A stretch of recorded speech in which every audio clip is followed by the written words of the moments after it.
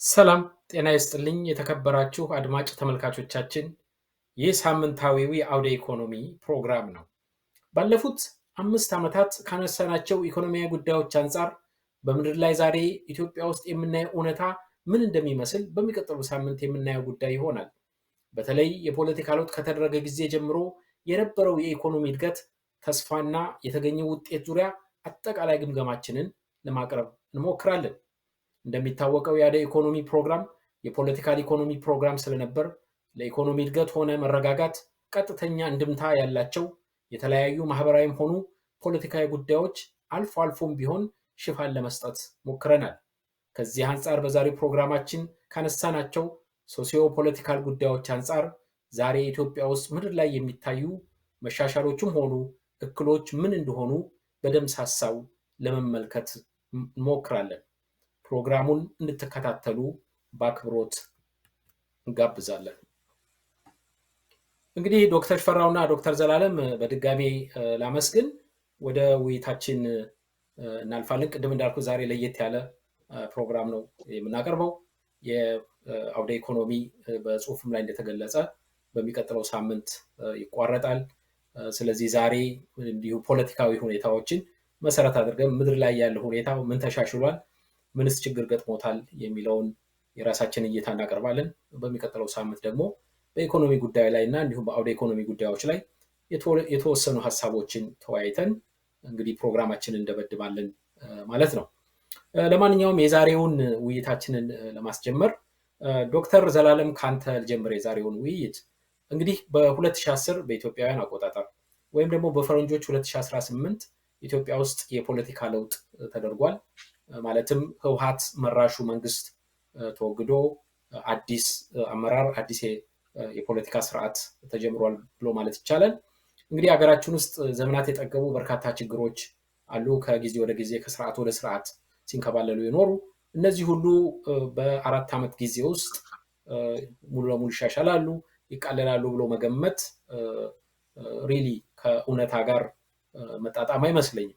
ነገር ግን ይሄ 4 ዓመት ተኩል ምንድነው፣ በዚህ 4 ዓመት ውስጥ ተኩል ምንድነው የሆነው የሚለውን ለመገምገም ግን ጊዜው በቂ ነው ብለን እናምናለን። ከዚህ አኳያ እንግዲህ ዶክተር ዘላለም ለውጥ ከተደረገ በኋላ በአንተ እይታ ተሻሻሉ የምትላቸው ነገሮች እና በተቃራኒው ደግሞ ምንም መሻሻል የለም፣ ነገሮች ባሉበት ቀጥለዋል ወይም ብሶባቸዋል የሚባሉ ነገሮች ካሉ እስኪ እሱን በማንሳት እንጀምር። ዶክተር ዘላለም መድረኩ ያንተ ነው።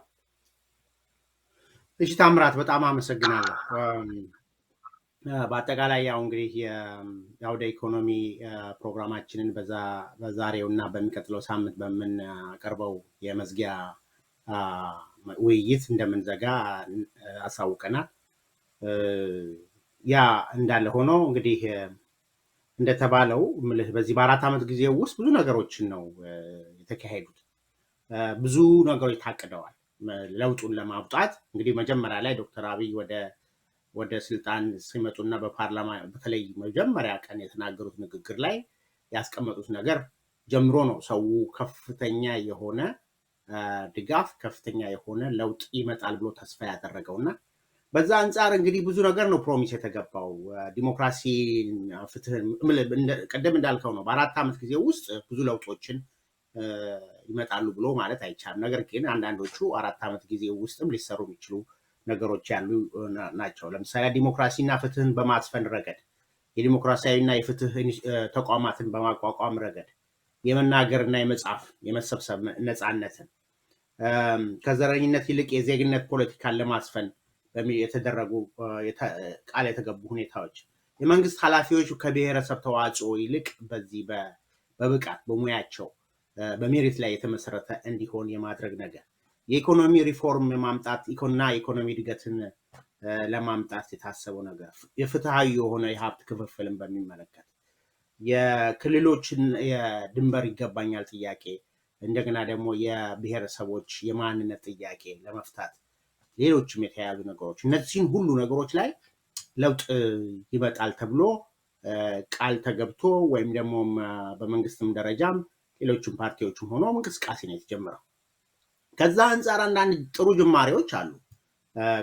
ጥሩ ጅማሬዎች ውስጥ አንዱ መጀመሪያ ላይ የፖለቲካ እስረኞችን ከመጀመሪያው ቀን ጀምሮ የመፍታቱ ነገር፣ ከውጪ እንዲሁም ደግሞ ጫካ የነበሩ መንግስት የሚዋጉ ኃይሎች ወደ ሀገር ውስጥ መጥተው በሰላም እንዲሰሩ የማድረግ ነገር፣ የፍትህ ሪፎርም ፕሮግራም፣ የዚህ የፕሬስ ሪፎርም ማሻሻያዎች፣ ማዕከላዊን የመዝጋት፣ የሀገር በቀል ኢኮኖሚ ሪፎርም እቅድ፣ የዲሞክራሲ ተቋማትን የማቋቋም በተለይ ደግሞ የምርጫ ቦርድ አንዱ እንደምሳሌ ሆኖ አዲስ አበባን የማዘመን ስራዎች የተሰሩ ስራዎች ጥሩ ናቸው ምልህ ለማለት ነው። ይሄ ፓርኮችን፣ የሳይንስ ቴክኖሎጂ፣ አብሮት ቤተመጻሕፍትን የማቋቋም፣ የደን ተከላው፣ ይሄ የመስኖ ስንዴ የማልማት፣ አዲስ አበባ ተማሪዎች ምገባ ፕሮግራም፣ እነዚህ አይ ቲንክ ጥሩ ነገሮች ናቸው በዚህ በኩል ማለት ይቻላል።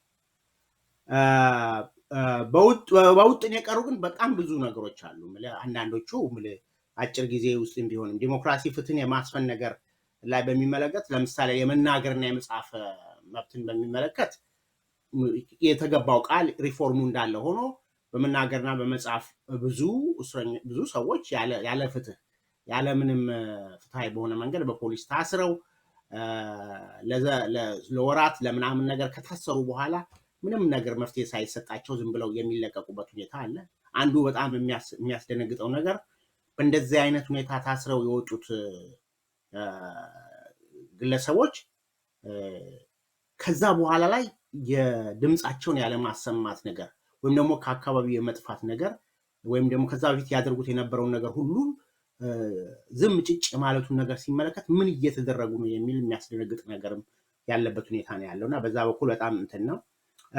ሳናጣራ እናስርም የተባለው ነገር ያለማጣራት በጣም ብዙ ሰዎች ታስረው እየተሰቃዩ ያሉበት ሁኔታ ነው። በዘረኝነት ይልቅ የዜግነት ፖለቲካን የማስፋፋቱን ነገር እንደሚታየው በተቃራኒው በተለይ ደግሞ በብሔረሰብ ላይ በተለይ በአንድ ብሔረሰብ ላይ የጎላ በተለይ ኦሮሚያ አካባቢ ያለው ነገር ሲታይ እንደውም ከድጡ ወደ ማጡ የሆነበት ሁኔታ ነው ያለው እና በዛ በኩል በጣም የሚያስደነግጡ ነገሮች አሉ። ምንም መሻሻል ሳይሆን እየተባባሰ ያለ የመንግስት ኃላፊነት እና ይሄ በብሔረሰብ ወይም ደግሞ በፖለቲካ ተዋጽኦ የሚሆነውን ነገር እናስቀራለን የሚለው እንደውም በጣም እየባሰበት ባለበት ሁኔታ ነው። ምናልባት 2 ወይ 3 የተቃዋሚ ፓርቲዎች ከመመደብ ውጭ በአብዛኛው ግን የሚታየው ነገር ብቃትን መመልከት ሳይሆን የፖለቲካና የብሔረሰብ ተዋጽኦ እና ሌሎች ነገሮች በጣም ተጽዕኖ የሰፈኑበት ሁኔታ ነው ያለው። ስለዚህ ፕሮሚስ የተገባ ወይም ደግሞ የታሰበው ነገር ብዙም የተሰራ ነገር የለም። የፍትሃዊ ሀብት ክፍፍልን በሚመለከት አንዳንድ ቦታዎች በጣም የባሰ ሁኔታ ነው። ለምሳሌ በቀላሉ ብዙ ድሃዎቹ የመንግስት መስሪያ ቤቶች ምናምን ነገር ይቋቋማል ተብሎ ብዙ ምስኪን ድሃዎች ቤታቸው እየፈረሰባቸው ይህን የሚሰራ ቤቶች ምትክ ሳይሰጣቸው የሚባረሩበት ሁኔታ ያለበትም ነው። ሌሎችም ሁኔታዎች አሉና ፍትሃዊ ክፍፍል የሚባለው ነገር እየተባባሰበት ያለው ነው። የድንበር ማካለልን በሚመለከት እንደዚሁም ደግሞ የማንነት ጥያቄ እንፈታለን የሚለው ነገር ምንም ነገር ሳይፈታ ተቋም ሁሉ ከተቋቋሙ በኋላ የፈረሰበት ሁኔታ ነው ያለው። ያ ብቻም ሳይሆን እንደውም በድንበርና በምናምን በማንነት ላይ ያለው ነገር ተባብሶ ከፍተኛ የሆነ ጦርነት የትግራይን ጦርነት ማየት ይቻላል። ከዛ በተረፈ በኦሮሚያ የሚታየው ነገር ነውና እየተባባሰ ነው ያለው። ብዙ ያልታሰቡና ያልተገመቱ ሁኔታዎችም ተፈጥረዋል። ለምሳሌ የትግራይ ጦርነት ማንም የጠበቀ የለም። 1 ሚሊዮን እና ከዛ በላይ የሚሆን ህዝብ ያለቀበት ከ30 ቢሊዮን በላይ ሀብት የባከነበት የተደመሰሰበት ሁኔታ ነው ያለው።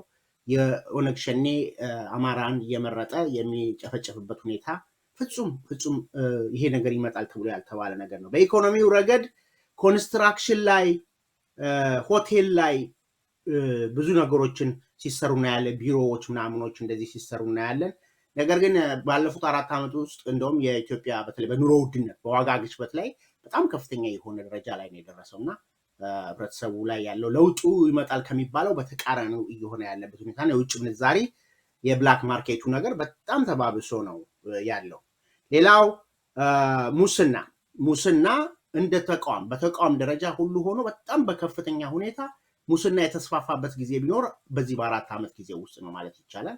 በጣም ከፍተኛ የሆነ ሙስና መንግስት በተቋም ደረጃ የሚካሄድና ህዝቡም ይህን ሙስና ተቀብሎ አሜን ብሎ በዛ ሲስተም ውስጥ ገብቶ ካልሆነ በስተቀር መኖር እንደማይቻል የተቀበለበት ሁኔታ ነው።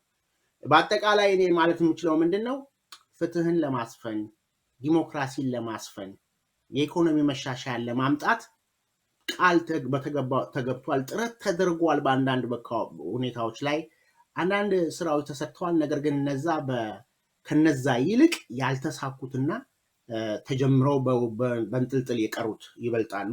አንድ ጥሩ ነገር ምንድነው ይሄ ሁሉ ሆኖ በመንግስት በኩል ለውጡን ስቲል ለማምጣት ፍላጎቱና ተነሳሽነቱ አለ። የማስፈጸም አቅሙ ይመስለኛል። በተለይ ደግሞ ከፖለቲካ አንጻር በተለይ ያለው ገዢው ፓርቲ ችግሮችን ሁሉ የመፍታት ወይም ደግሞ ችግሮችን መፍትሄ የማግኘት ነገር በራሱ ብቻ የማድረግ ነገር እና የሌሎችን ያለማዳመጥ ነገር የሚታይ ይመስላል። ያም ይመስለኛል እስከ ጦርነቱ እስከ ሌሎችም ነገሮች ያደረጉትና እነዚህ ነገሮችን ነው የታዘብኩት ለማለት ነው።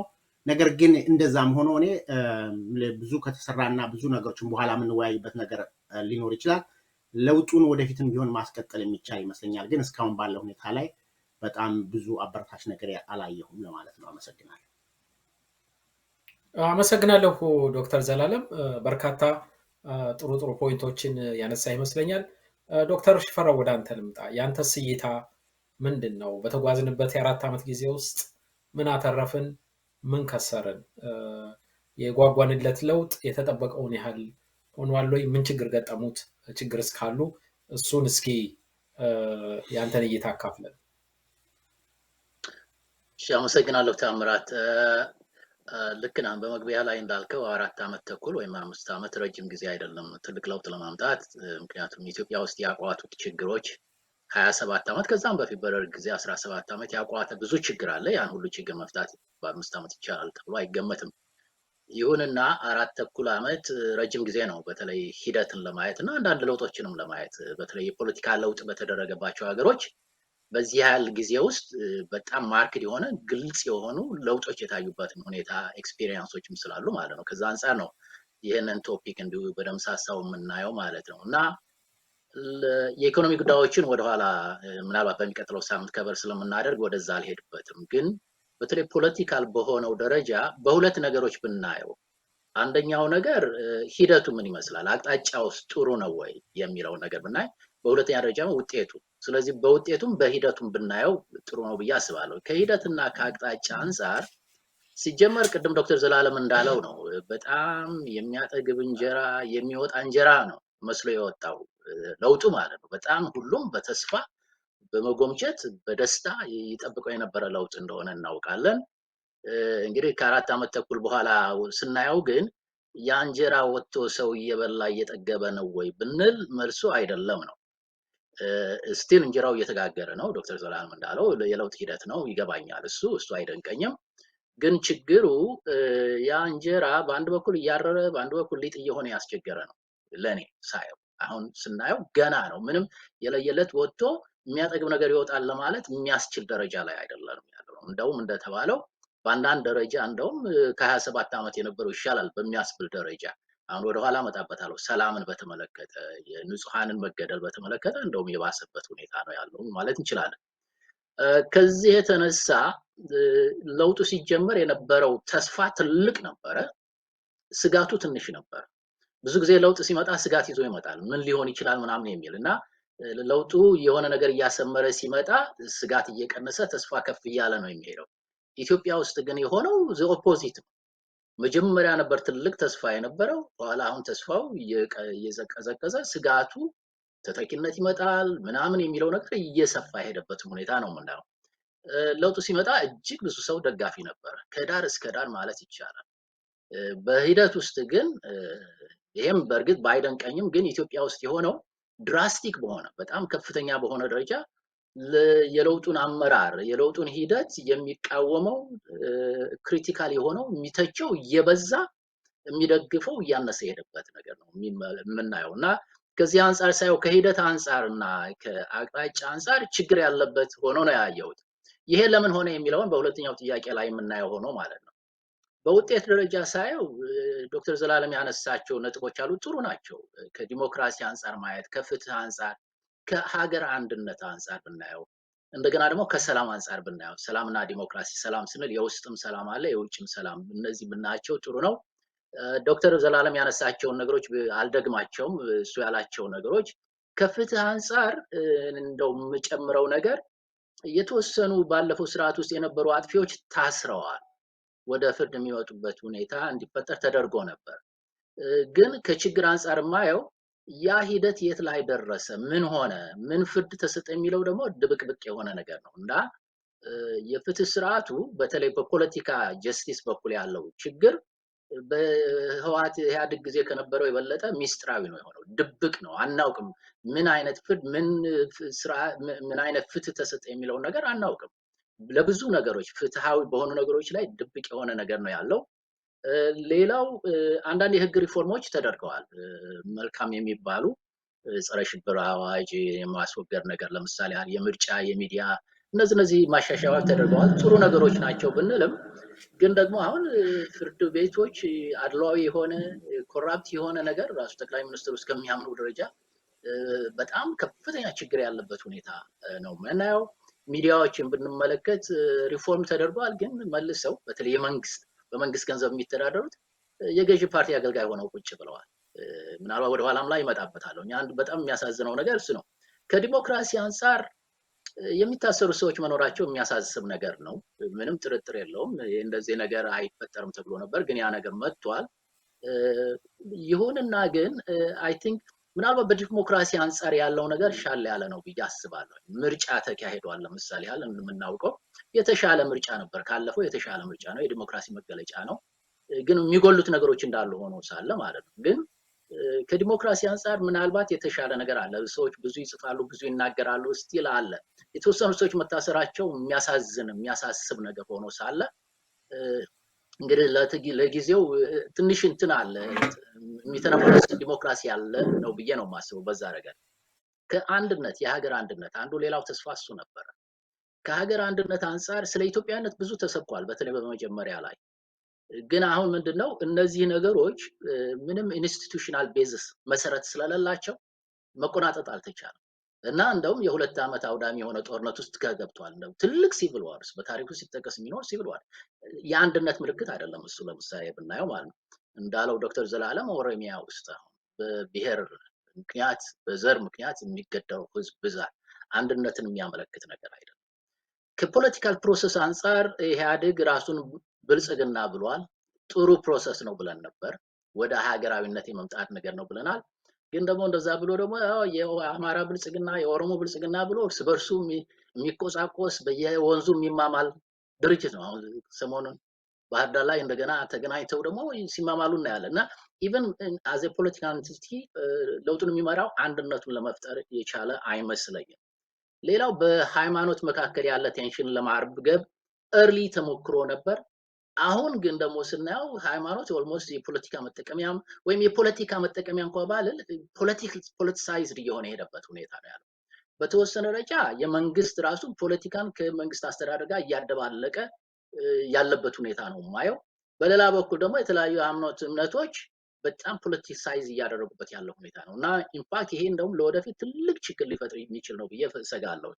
መጨረሻ ሰላምና ዲሞክራሲን ሰላምና ዲፕሎማሲን በተመለከተ የሀገር ውስጥ ሰላም ባለፉት 4 ዓመት ተኩል የጠፋውን ያህል አልጠፋም በ27 ዓመት ብዬ ነው የማስበው። ሰላም በጣም ከፍተኛ ችግር አለ ኢትዮጵያ ውስጥ። በ4 ዓመት ተኩል ውስጥ የሞተውን ሲቪሊያን ያህል በ27 ዓመት ውስጥ አልሞተም። እጅግ ብዙ ሲቪሊያን ምንም ግራ ቀኙን የማያውቅ ሲቪሊያን ለፍቶ አዳሪ አርሶ አዳሪ መከራውን እያየ የሚገደልበት ሁኔታ ነው ያለው። ብዙ በሚሊዮን የሚቆጠሩ ተፈናቃዮች፣ ወረበሎች በየቦታው ኦልሞስት መንግስት አለ የለም እስከሚያስብል ድረስ ህዝብን የሚያግቱበት፣ ራንሰም የሚቀበሉበት፣ ቀረጥ የሚቀርጡበት ሀገር የሆነበት ሁኔታ ነው። ከሀገር ሰላም አንፃር ከፍተኛ የሆነ ድክመት ነው ያየው። ውጤቱ ጥሩ አይደለም ማለት ይችላሉ። ከዓለም አቀፍ ሰላም ጋራ ኤርትራ ጋር የተፈጠረው ሰላም ጥሩ ነው፣ ምንም ጥርጥር የለውም። ግን ህወሓት ወያኔን ባገለለ መልኩ ስለሆነ ደግሞ ኋላ ደግሞ ወያኔ ፓራኖያ ውስጥ ገብቶ የፈጠረው ችግር አይተናል። ስለዚህ ጥሩ ነገር ሆኖ ሳለ ግን ፕሮሰሱ ላይ ችግር እንደነበረበት ያለው ለወደፊትም ይሄ ነገር ፊክስድ ካልሆነ ለወደፊትም ችግሩ ይቀጥላል ብዬ እሰጋለሁ። ከጎረቤት ሀገሮች ጋር ጥሩ የማስታረቅም የመሳሰሉ ነገሮች ጠቅላይ ሚኒስትሩ የሚያደርጋቸው ነገሮች ነበሩ።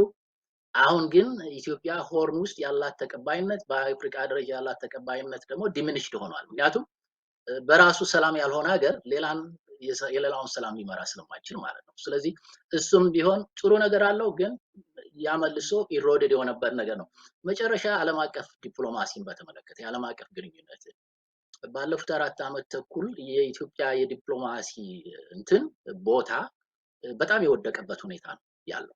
አክቹዋሊ ለዚህ የተለያየ ሰበብ ልንሰጠው እንችላለን። የተለያየ ምክንያቶችም ሰበብ ብቻ ሳይሆን ምክንያቶችም ሊኖሩ ይችላሉ። የአባይ ግድብ ጋር የተያዙ የመሳሰሉ ነገሮች ሊኖሩ ይችላሉ። ግን በዲፕሎማሲ ደረጃ በአቅጣጫም ደረጃ እንደገና ደግሞ በስኪልም ደረጃ የወደቀበት የኢትዮጵያ የዲፕሎማሲ ስራ የወደቀበት የ4 ዓመት ጉዞ ነው የማየው። ስለዚህ በአጠቃላይ ሳየው ከውጤት አንጻር አንዳንድ ፖዚቲቭ የሆኑ ነገሮች ቢታዩም እነዛን ፖዚቲቭ ነገሮች የሚነዱ ነገሮች ያሉበት ሁኔታ እንደገና ደግሞ እንደውም ጥንት ያልነበሩ መጥፎ ውጤቶች የታዩበት ሁኔታ ስላለው ዶክተር ዘላለም እንዳለው ነው። ፍላጎቱ መጀመሪያ ላይ ነበረ፣ ግን እንደሚገባው አልሄደም። ወደኋላ እናያለን፣ ይሄ ለምን ሆነ የሚለውን እናየዋለን። ግን ውጤቱም ሂደቱም ችግር ያለበት ሆኖ ነው ያገኘሁት። እንደው ጠቅላላ ሳደርግ አመሰግናለሁ ዶክተር ዘላለም እንዲሁም ዶክተር ሽፈራው። አይ ቲንክ በርካታዎቹን እኔም ላነሳቸው የነበሩትን ሀሳቦች በተለያየ መንገድ አንስታችሁታል። እንዲሁ የራሴን እይታ ፈጠን ፈጠን ብዬ ለማቅረብ ያህል በዚህ 4 ዓመት ውስጥ እንዲሁ በጎ ናቸው፣ ጥሩ ጅማሬዎች ናቸው ብዬ ያሰብኳቸው ነገሮች አሉ። ሁለታችሁም አንስታችሁታል። ተቋማትን ለመገንባት ሙከራዎች ነበሩ።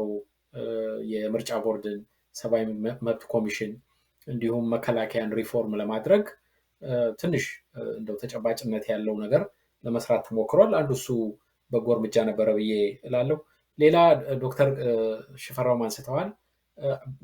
ሪሌቲቭሊ እነዚህ ነፃ ሚዲያዎች፣ ኤሌክትሮኒክ ሚዲያዎችን እነሱን ለማዋከብ ለመዝጋት፣ በአጠቃላይ ድምፅ እንዳይሰማ ለማድረግ በጣም ከፍተኛ የሆነ የጎላ እንቅስቃሴ አልታየም። ጋዜጠኞች አይታሰሩም። አንዳንድ ሰዎች በአስተሳሰባቸው ምክንያት ችግር አይደርስባቸው ማለት አይደለም። ግን ኦቨርኦል ከሄድንበት ድሮ ከተጓዝንበት መንገድ አኳያ የተወሰነ ሰው አማራጭ ሀሳቦችን የሚያገኝበት እድል ነበረ፣ አሁንም አለ በተወሰነ ደረጃ ብዬ አምናለሁ። እሱ አንዱ በጎ እርምጃ ነው። ሌላ እንግዲህ በትርክት ደረጃ ቅድም ዶክተር ሽፈራው አንስተዋል፣ ኢትዮጵያዊነት ተቀንቅኗል። እኔ እንደ በጎ እርምጃ ነው የወሰድኩት። ምክንያቱም ያ የሚያስተሳስረን ገመድ ነው። የአንድ ሀገር ሰዎች ነን። ያ ነገር መነገሩ አስፈላጊ ነው ብዬ አምናለሁ። ምክንያቱም ያለፍንበት 27 ዓመት ያስተሳሰብ የተረገጠበት ፍጹም ብሔርተኝነት ጎልቶ የወጣበት ሁኔታ ስለነበረ በትርክት ደረጃ ኢትዮጵያዊነት መነገሩ እንደ በጎ ያየሁት ነው። መጨረሻ ላይ ምን ደረጃ ላይ አሁን እንዳለ ባላቅም የምክክር ኮሚሽን መቋቋሙ ትንሽ ተስፋ የሚሰጥ ነገር ነበር። እሱን በነባር ችግሮቻችን ላይ ተነጋግረን ስርዓተ መንግስቱን ለማጽናት የሚረዱ አቅጣጫዎች ለመከተል ይረዳል ብለን ተስፋ ያደረግንበት አሁንም አይ ቲንክ ሙሉ ለሙሉ አልተዳፈነም፣ ግን በሂደት ላይ ያለ ነው። ይሄ ጥሩ ጅማሬ ነው ብዬ አስባለሁ። እንግዲህ ከችግር አኳያ ብዙዎቹን አንስታችሁታል። የንጹሃን ግድያ እሱ በጣም በጣም አሳዛኝ ነው። መገደላቸው ብቻ ሳይሆን እነዚህ ሰዎች ሞታቸው በቂ ትኩረት አልተሰጠውም። መንግስት ቢያንስ ሀዘኑን ፎርማሊ ለመግለጽ ፈቃደኝነት አላሳየም። የንጹሃን በተለይ የእናቶች፣ የአረጋውያን ምንም የፖለቲካል ኦፒኒየን የሌላቸው ሰዎች መገደል ሪሊ መንግስት ያሳሰበው አይመስልም። ያን ያህል ይሄንን በችልታ ተመልክተዋል። ይሄ መቼም በጣም በጣም አሳዛኝና ብዙ ሰው ያስኮረፈ ያሳዘነ ተግባር ነው። የጦርነቱን አንስታችሁታል። ከዛ ጋር ተያይዞ ነው የማነሳው። ያ ሰላም አስፈላጊ ነው፣ ግን በተወሰነ ደረጃ ደግሞ ትምህርት እንዲወሰድ የተወሰነ አካውንታቢሊቲ ቢኖር ጥሩ ነበረ። ነገር ግን አሁን ሪሰንትሊ የፌዴራል መንግስት ባለስልጣናት ወደ ትግራይ ሲሄዱ ተነፋፍቀው የተገናኙ ነው የሚመስሉት።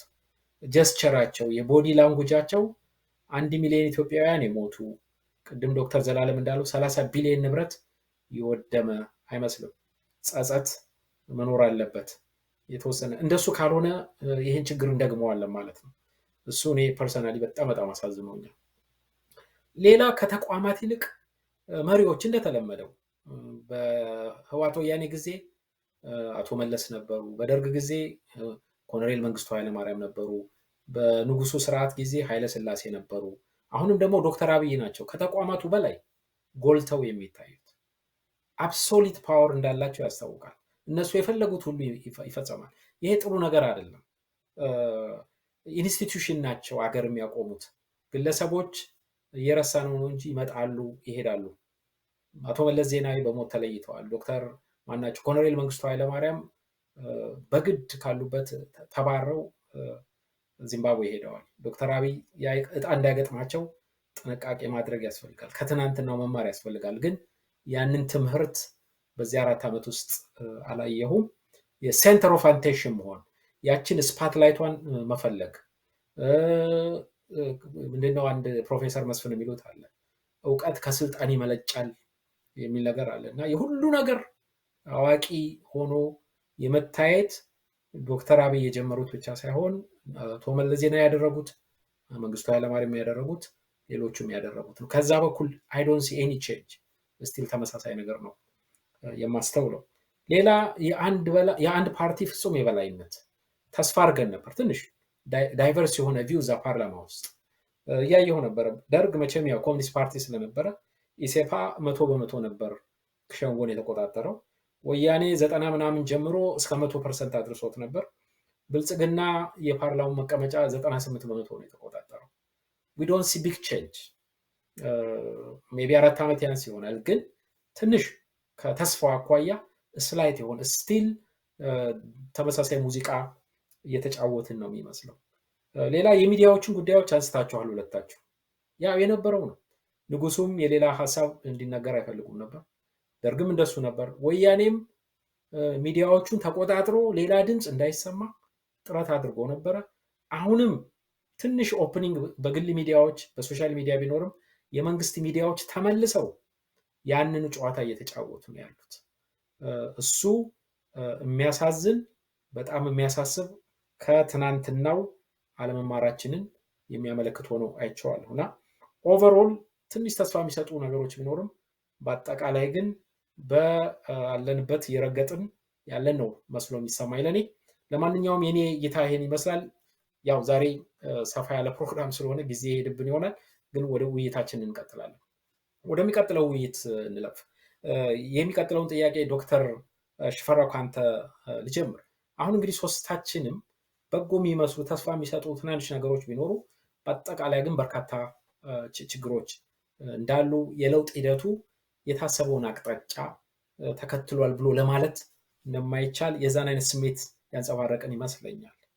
ምክንያቱ ለምን ሆነ? ለዚህ ምክንያትስ መንግስት ውስጥ ያሉ የመንግስት ተዋንያን በአጠቃላይ እንደ ማህበረሰብ ስነልቦናችን፣ ባህላችን እና ደግሞ ዓለም አቀፍ ሁኔታዎች አስተዋጽኦ አድርገዋል? ለምንድን ነው በእኛ እይታ አልተሳካም? የፈለግነውን ነገር ወይም የተፈለገው ነገር ወደዛ አቅጣጫ የሚሄድ ምልክቶች ቢታዩም በበቂ ሁኔታ አልሄድንም የሚል ድምዳሜ ላይ ደርሰናል እና ምክንያቱ ለምንድን ነው የሚመስል? እንግዲህ በግለሰብ ደረጃ በመሪ ደረጃ የሚደረጉ ጥፋቶች እንዳሉ ሆነው ከኢንስቲትዩሽን ይልቅ ግለሰብ ጋር ማተኮር የሚለው ነገር እነዚህ ነገሮች ኖረው ግን እንደ ኢንስቲትዩሽን ሳየው ምንድን ነው ችግር የተፈጠረው? አሁን ለምሳሌ እንደምናስታውሰው የ27 ዓመት የህወሓት የበላይነት አገዛዝ የተሻረበት ሁኔታ 27 ዓመት ረጅም ዓመት ቢሆንም ግን ሲወድቅ ቶሎ ነው የወደቀው። እኔ ልብ ስለው በዛን ያህል ፍጥነት ያን አይነት ለውጥ ይመጣል የሚል በተለይ በሰላማዊ መንገድ ይመጣል የሚል ግምት አልነበረም ብዬ አስባለሁ። ለእኔ በጣም ድንገት የሆነ አይነት ነገር ነው የሆነው። ግን ከዚህ አንጻር አንዱ ምክንያት የሚመስለኝ የለውጡ ኃይል ዝግጅት አልነበረው ብዬ ነው የማስበው። ዝግጅት አልነበረውም። በቃ ይሄ ነገር ህወሓት ወያኔ ወደ መቀሌ ሄዶ ተሰብስቦ ነበር፣ እነሱ ባህር ዳር ምናምን እየተሰበሰቡ ነበር። ሌሎቹ በቀላሉ ነው ትሪፕድ የሆነው ብዬ ነው የማስበው ህወሓት ወያኔ እና ከዛ በኋላ ግን ምን ነው የምናደርገው የሚለው በቂ ዝግጅት፣ ውይይት፣ አስተሳሰብ አልነበረም ብዬ ነው የማስበው። የተወሰኑ ኖሽኖች ነበራቸው፣ ግን እንዴት አድርገን መሬት ላይ እናስቀምጠዋለን፣ ስቴፕ ባይ ስቴፕ እንዴት አድርገን ይሄን ለውጥ እናስኬደዋለን የሚል ሀሳብ ይዘው አልመጡም። እንግዲህ ጠቅላይ ሚኒስትር አብይ ስልጣን በተረከቡበት ጊዜ እንደዛ ይመስለኛል። ክሊር የሆነ ዳይሬክሽን አልነበረም ብዬ ነው የማስበው። ኢቭን ስልጣን ከተያዘም በኋላ ቶሎ ብሎ የፍኖተ ካርታ ነው ሮድማፕ፣ ምክንያቱም በጣም ኮምፕሌክስ የሆነ የፖለቲካ ስርዓት ያለባት ሀገር ነች። በቀላሉ ዝም ብለህ የተወሰኑ ጥሩ ነገሮችን በመናገር ለመለወጥ የምትችለው ነገር አልነበረም። ኢንስቲቱሽናላይዝድ የሆነ እየጠበቀ መሄድ መቀየር የነበረበት ነገር ነበር። ሪፎርምም ቢሆን ሰላማዊ ሪፎርምም ቢሆን እኮ ፋንዳመንታል መሆን አለበት። ምክንያቱም ችግሩ ፋንዳመንታል የነበረ ችግር ስለነበረ ማለት ነው። ያን ለማድረግ ሮድማፕ ለመፍጠር ጥረት አልተደረገም። አሁን ድረስ የሀገሪቱ የፖለቲካ ሽግግር ላይ ነን ይላሉ አሁን ጠቅላይ ሚኒስትሩ። ኢቭን አሁን ቅርብ ጊዜ እንደዛ ብለዋል። ግን ያ ሽግግሩ የሚመራበት ሮድማፕ ግን የለም። እንዲህ ነው የሚባል ነገር የለም። ምናልባት አሉ የሚባሉ ነገሮች አንዳንድ የኢኮኖሚ ፕላኖች ምኖች አሉ። በተረፈ ጠቅላይ ሚኒስትሩ የመሪውን ፓርቲ አንዳንድ ኢንዶክትሪኔት የሚያደርጉባቸው ውይይቶች፣ ንግግር የራሳቸው ኖሽኖች አሉ። ግን ክሊርሊ ህዝብ ያወቀው ክሪቲክ ያደረገው ሮድማፕ የለም። አንዱ ችግር እኔ እሱ ይመስለኛል። ክሊር የሆነ በዚህ ነው የምንሄደው፣ አሁን ያለውን ችግር የምናስወግድ በዚህ ነው የሚል ነገር አለመኖሩ ነው። ሁለተኛው የለውጡ መንስኤ ምንድን ነው ብሎ ዲያግኖዝድ የሆነበት፣ እንደገና ደግሞ ላለው ችግር መፍትሄው ምንድን ነው ተብሎ ፕሪስክሪፕሽን የቀረበው ችግር አለበት ብዬ ነው የማስበው። ለምሳሌ ያህል ኢትዮጵያ ውስጥ ትልቁ ችግር ምንድን ነው? በብሔር የተዋቀረ ፖለቲካ ነበረ ችግሩ። ምክንያቱም ያ በብሔር የተዋቀረ ፖለቲካ አንድን ጠባብ ቡድን የበላይነት ፈጥሮ ሌላውን በፍራጭ ቆራጭነት የሚገዛበት ስርዓት ስለተፈጠረ ነው። ይህ ለኢትዮጵያ ህዝብ ፍትህን የማሳጣት፣ የኢኮኖሚ እድገትን የማሳጣት የተለያዩ ችግሮች፣ የዲሞክራሲ እጦት ምናምን አለ። ግን በኢህአዴግም ውስጥ ለነበሩት ደግሞ መብታቸውን ኤክሰርሳይዝ ማድረግ የማይችሉበት ሁኔታ ነው የፈጠረው። ህወሓት ወያኔ የሚያዛቸው የሚናዝዛቸው ነው የሆነው። ከውስጥ ያን ነገር አልወደዱትም። ስለዚህ ምንድን ነው የሆነው? ለውጡ በመጣ ጊዜ ኦኬ ይሄ የብሔር ፖለቲካ ትንሽ መረን ለቆ ሄዷል። ስለዚህ እሱን ሰብሰብ ብናደርግና ትንሽ ሀገራዊ ፖለቲካን ብንጨምርበትና የሆነ ባላንስ ብንፈጥር፣ እንግዲህ እነ ዶክተር አብይ አስተሳሰብ እሱ ይመስለኛል። ያን ብናደርግ እንደዛ አድርገን እንቀጥላለን ነው ያል ብለው ያሰቡት። ችግሩ ምናልባት የብሔር ፖለቲካ መጦዙ ነው የሚል ነው እንጂ የብሔር ፖለቲካ ፋንዳመንታሊ ችግር አለበት ከሚል አልተነሱም። በቃ መብዛቱ ነው ችግሩ። ስለዚህ ሌትስ ክሬት ባላንስ። ስለዚህ ስለ ኢትዮጵያዊነት እናውራ፣ የኢትዮጵያዊነት የሚለውን ነገር እንዳልኩት ከኢህአዴግነት ወደ ብልጽግና እንቀይረው ምናምን የሚል ነገር ኦልሞስት ባንዴጅ የሆነ ሶሉሽን የመፈለግ ነገር ነው እና ዲያግኖሲሱ ፋንዳመንታል የሆነ አገሪቱ የተዋቀረችበት የፖለቲካ ስርዓት ችግር እንደሆነ ያለመቀበል ነገር ነው። ይሄ ደግሞ ይገባኛል። ለውጡን የመሩ ኃይሎች የኢህአዴግ ሰዎች ናቸው። ፋንዳመንታሊ በዛ ውስጥ ያደጉ የኖሩ መሪዎች ናቸው። ከዛ የተለየ ነገር አውት ኦፍ ዘ ቦክስ የሆነ ነገር ለማሰብ የቻሉ አይመስለኝም። ስለዚህ ምንድነው ችግር እንዳለ ይረዳሉ። ትዊክ ብናደርገው፣ ማሻሻያ ብናደርገው፣ ብንደጋግፈው፣ በዚህ ብናደርገው ነገሩ ለውጥ እናመጣለን የሚል ነው። አሁንም ቢሆን ኢትዮጵያ ውስጥ ፈንዳመንታል የሆነው የፖለቲካ ችግር የብሔር ፖለቲካ መሆኑ ነው። ምክንያቱም ፖለቲካ ባይትስ ኔቸር የአገር ነው። የብሔር ፖለቲካ ብሎ ነገር የለም። የብሔር መብቶች አሉ። ባህልን የማክበር፣ ሃይማኖት ማነው ቋንቋን የማክበር፣ ወግን የማክበር፣ እነዚህ መብቶች ናቸው። እነዚህ መብቶች አገራዊ በሆነው ፖለቲካ ስር መካተት ያለባቸውና መከበር ያለባቸው ነገሮች ናቸው። እነሱ ጋር ችግር የለም። እሱ አይደለም ችግሩ። ኢቭን ፌዴራሊዝም አይደለም። አሁን አንዳንድ ጊዜ ፌዴራሊዝሙን የመቃወም ምናምን ተደርጎ የሚቀርብበት ሁኔታ አለ። ኖ ፌዴራሊዝም ችግር የለበትም። ኢትዮጵያ ፌዴራላዊ መሆኗ ጥሩ ነው። ግን ፌዴራሊዝሙ የተዋቀረበት ስርዓት ግን ብሔር ቋንቋ መሆኑ ነው ችግሩ። ፖለቲካው ስርዓቱ ብሔር ፖለቲካ መሆኑ ነው ችግሩ። ይሄ ፋንዳመንታል የሆነ ችግር ነው። ይሄንን ግን ፋንዳመንታል የሆነ ችግር ለመፍታት ፋንዳመንታል የሆነ እንቅስቃሴ ለማድረግ ያለመሞከሩ ይመስለኛል። በሁለተኛ ደረጃ ይሄ ነው እንግዲህ ህገ መንግስት ይቀየር አልተቀየረም ምናምን የምንለው ነገር ፋንዳመንታል የሆነ ኮንቪክሽን የለውም። ለውጡን የሚመራው ችግሩ እሱ ነው ብሎ ያለማመን ችግር ነው እና እንደውም ህብረ ብሔራዊ ወንድማማችነትን ከፈጠርን ምናምን የሚል ነገር አለ። ቀድሞ ህወሓት ወያኔ ምንድነው ዲሞክራሲያዊ ብሔረተኝነት ጥሩ ነው ይል እንደነበረው ዲሞክራሲ የምትለው ወጣ አሁን ወንድማማችነት በምትተተክታ እንደገና እነዚህ ነገሮች ኢንስቲቱሽናላይዝ ልታደርጋቸው ማትችል የፖለቲካ አስተሳሰቦች ናቸው። ስለዚህ ፋንዳመንታሊ ዲያግኖሲሱም ፕሪስክሪፕሽን ችግር ያለበት ይመስለኛል ከፖለቲካ አንፃር። ሶስተኛው ስለ ሰላም አውርተናል። ኢትዮጵያ ውስጥ ባለፉት 4 ተኩል ዓመታት ትልቁ ችግር የሰላም እጦት ነው። ትልቅ ብዙ ምክንያቱም ህይወትን የሚተካ ነገር የለም በምድር ላይ ኢኮኖሚ ሌላ ነገር ምንም አይተካው። ግን እጅግ የብዙ ሰዎች ህይወት ያለፈበት ነው። የሰላም ችግር ያለበት ነው። ግን ያን የሰላም ችግር ዲያግኖስ ሊሆነው ግን አሁንም ሮንግሊ ነው። ምንድነው የተባለው? ዲሞክራሲ ስንፈጥር ነፃነት ስንሰጥ ኪዮስ ይፈጠራል። ኪዮሱ ደግሞ የሆነ ኮላተራል ዳሜጅ ይኖረዋል። የሰው ህይወት ሊጠፋ ይችላል የሚል ነው። ግን መደረግ የነበረበት እንደ ኢትዮጵያ አይነት በጣም ኮምፕሌክስ የሆነ ችግር ያለበት 27 ዓመት በዘር በብሔር የተወጠረ ኢንቫይሮንመንት ባለበት ቅድሚያ መሰጠት የነበረበት ህግና ሰላምን ማክበር ነበር። ኢቨን አት ዘ ኤክስፔንስ ኦፍ ዲሞክራሲ መጀመሪያ። ምክንያቱም ህግና ስርዓት ሲኖር ነው ዲሞክራሲን ማስፈን የምትችለው፣ ስር እንዲሰድ ማድረግ የምትችለው እሱ ሲሆን ነው። ያ ለመደረጉና ትንሽ እንልቀቀው የተግማማው ነገር ይውጣ ምናምን ተብሎ ተተወ። እጅግ ብዙ ህዝብ ያለ አግባብ አለቀ። ያ ነገር ግን የህዝቡ ማለቅ ብቻ አይደለም፣ ያ ትልቅ ቁርሾ ፈጥሯል አገሪቱ ውስጥ። አሁን ያለው ቴንሽን የዛ ውጤት ነው ብዬ አስባለሁ። ፈጠን ብዬ አራተኛው ነገር ሌሎች መሰረታዊ ያልሆኑ ኖሽናል የሆኑ በተለይ ጠቅላይ ሚኒስትሩ እንትን ያላቸው ኢኒሼት ያደረጋቸው ኮንሰፕቶች አሉ ጊዜ የወሰዱ። አሁን መደመር የሚል ለምሳሌ ኮንሰፕት አሁን ዛሬ ስለመደመር ማንም አያወራም።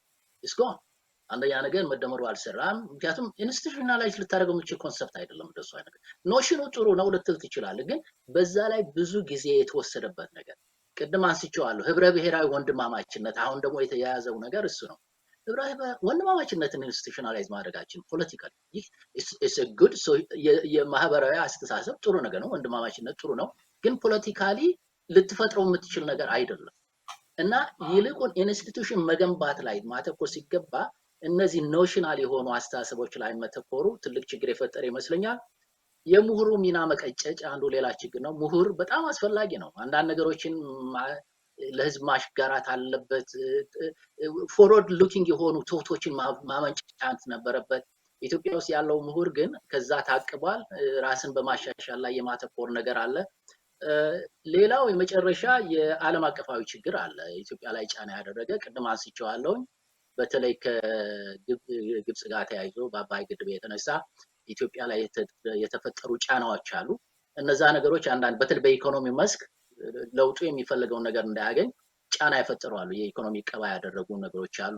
ከዛም ከጦርነቱ ጋር ተያይዞ እነዚህ ነገሮች ግን ለኔ ፋንዳመንታል ችግሮች ናቸው ብዬ አላምንም። ፋንዳመንታሊ ቅድም ያልኩ ሮድማፕ ያለመኖሩ፣ ችግሮች ዲያግኖስ ሊሆኑበት መፍትሄ የተሰጠበት መንገድ፣ የሰላም መታጣቱ፣ እነዚህ ናቸው ፋንዳመንታሊ ቅድም ያልናቸውን የለውጥ እንትኖች ለውጦቹ መጥፎ እንዲሆኑ ያደረገው እነዚህ ነገሮች አለመሆናቸው ነው ብዬ ነው የማስበው። ታምራት አመሰግናለሁ ዶክተር ሽፈራው። ዶክተር ዘላለም በተነሳው ጥያቄ ላይ ያንተ እይታ ምንድን ነው? ምክንያቶቹ ምን ይመስለዋል? እሺ ታምራት፣ ዶክተር ሽፈራው በአጠቃላይ እንደ ማካሄድ ደረጃ መሰራት ስለሚገባው ነገር ሮድማፕ አለመኖሩ፣ በተለይ ደግሞ በዚህ በስህተቶቹ አንዳንዶቹ ነገሮች በተለይ ደግሞ አብዛኛው ነገር በመሪ ላይ በአስተሳሰብ ላይ በአዲስ አስተሳሰብ ላይ የተንጠለጠለ መሆኑ እና ሌሎችም ነገሮችን አንስተዋል። እኔ ደግሞ ትንሽ ወደ ከፕሮሰሱ ወደ ዲቴይሎቹ ላይ ለማየት ያክል ነው የምሞክረው። አንደኛ ነገር በመንግስት በኩል ያለው ስህተት፣ ሌሎች ፖለቲከኞች አንጻር ደግሞ ያላቸው ተሳትፎ፣ የዓለም አቀፉ ሁኔታ እንዲሁም ደግሞ የህብረተሰባችን የባህልና ስለነበረ የተያያዙ ነገሮችን ነው ያመጡት። ለዚህ ሁሉም አስተዋጽኦ አድርገዋል ነው ምለው እና ደግሞ አንዳንዶቹ ይያያዛሉ። አሁን በመንግስት በኩል ያለው ነገር ምንድን ነው? ለውጥ አመጣለሁ ብሎ እንኳን ባለባቸው ነገሮች ላይ አንደኛ ብዙ እርምጃዎችን በመውሰድ ላይ በጣም ዳተኛ ነው።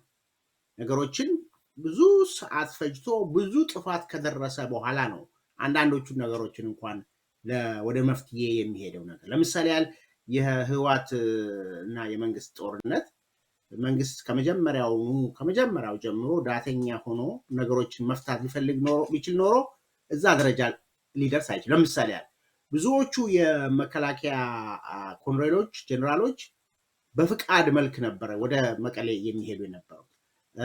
የፖለቲካ መሪዎቹ ቀስ በቀስ ነበር ሲሄዱ የነበሩት። ሲሄዱ መንግስት ያውቃል፣ አንድ ላይ ሲሰባሰቡ መንግስት ያውቃል።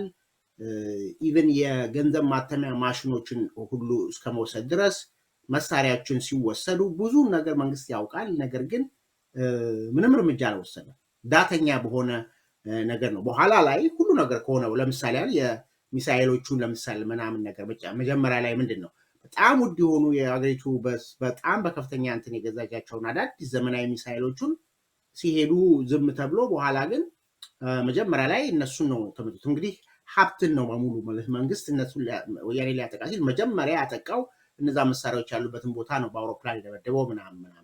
ምን ለማለት ፈልጌ ነው? ብዙዎቹ ነገሮች ቀድሞ መንግስት ቶሎ አክት ቢያደርግ ኖሮ ሊሆኑ የማይችሉ ነገሮች ነበሩ። እነዚህ ነገሮች እሱ ላይ ብቻ ሳይሆን በዚህ አሁን በሸኔ ላይ የሚደረገውን ነገር በሸኔ በኩል በዚህ በወለጋ የሚደረገውን ነገር ስንመለከት መንግስት በጣም ዳተኛ ነው።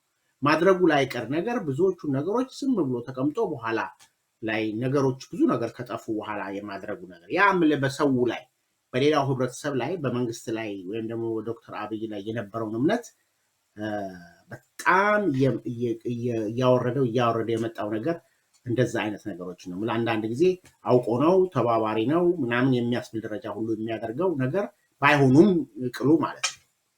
አንዱ እሱ። ሁለተኛ ደግሞ የሚወስናቸው ሁሉንም ነገር መፍትሄ የሚሰጠው መንግስት እኔ ብቻ እና ወይም ደግሞ ብልጽግና ነው መፍትሄ የሚያመጣ የሚል ነገርም ያለበት ሁኔታ አለና ብዙ ህብረተሰብ ክፍል በጣም ተጽዕኖ ፈጣሪ የሆኑ ሽማግሌዎችን፣ የሃይማኖት አባቶችን፣ ምሁራኖችን እንደዚህ የማሳተፍ ነገር ላይ ብዙ ነገር የለም። አሁን አንዳንድ ጊዜ የሚደረጉ የምሁራን ስብሰባ ምናምን የሚባሉ ነገሮች አሉ። ግን እነሱን የሆነ ፌስ ቫልዩ ያላቸው ነገሮች ነው የሚመስለው።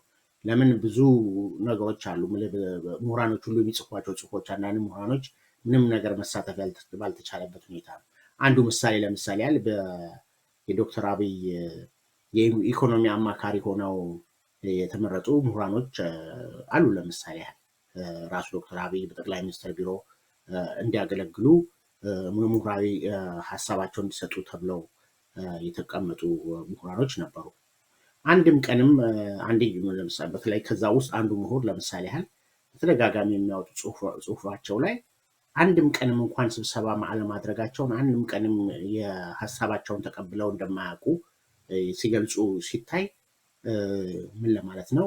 መንግስት ሁሉንም ነገር እኔ ብቻ ነኝ መፍታት የሚችለው ወይም ደግሞ ኢቨን ይጠቅሙኛል ከሚላቸው ምሁራኖች ላይ ሀሳብን አለመስማቱ ስንመለከት መንግስት ሁሉንም ነገር ራሱ የመፍታት ነገር እነዚህ ደግሞ ነገሮች በጣም ብዙ ነገሮችን አበላሽተዋል።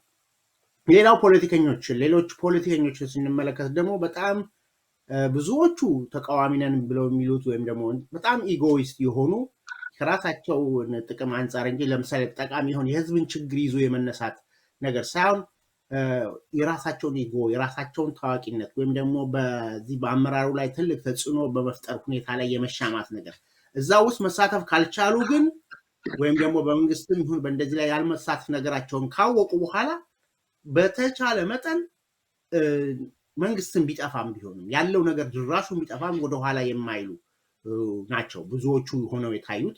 አንዳንዶቹ እንደውም ከኢትዮጵያ ጠላቶች ታሪካዊ ጠላት ከሆኑት ጋም ሁሉ ተባብሮ አገርን የሚያወስ ነገር ቢሆንም እንኳን ከመስራት ወደኋላ የማይሉ ግለሰቦች ሁሉ ነው የታዩበት ሁኔታ እና የተቃዋሚ ድርጅቶችም በአንድ ላይ በህብረት የመስራት ነገር የለም። ሁሉንም ነገር ከራስ አንጻር መመልከት ነው። ራሱ ከዛ እንትን ውስጥ ሲስተም ውስጥ ከሌለ ከተወጣ በመንግስት ከተገለለ ሙሉ ለሙሉ ነገር መጥፋት አለበት ብሎ የሚል የፖለቲካ ተቃዋሚዎች ናቸው ብዙዎቹ ያየናቸው። እሱ ራሱ የራሱ አስተዋጽኦ አለው። ዓለም አቀፍ ሁኔታውን ዶክተር ሽፈራው አንስቶታል።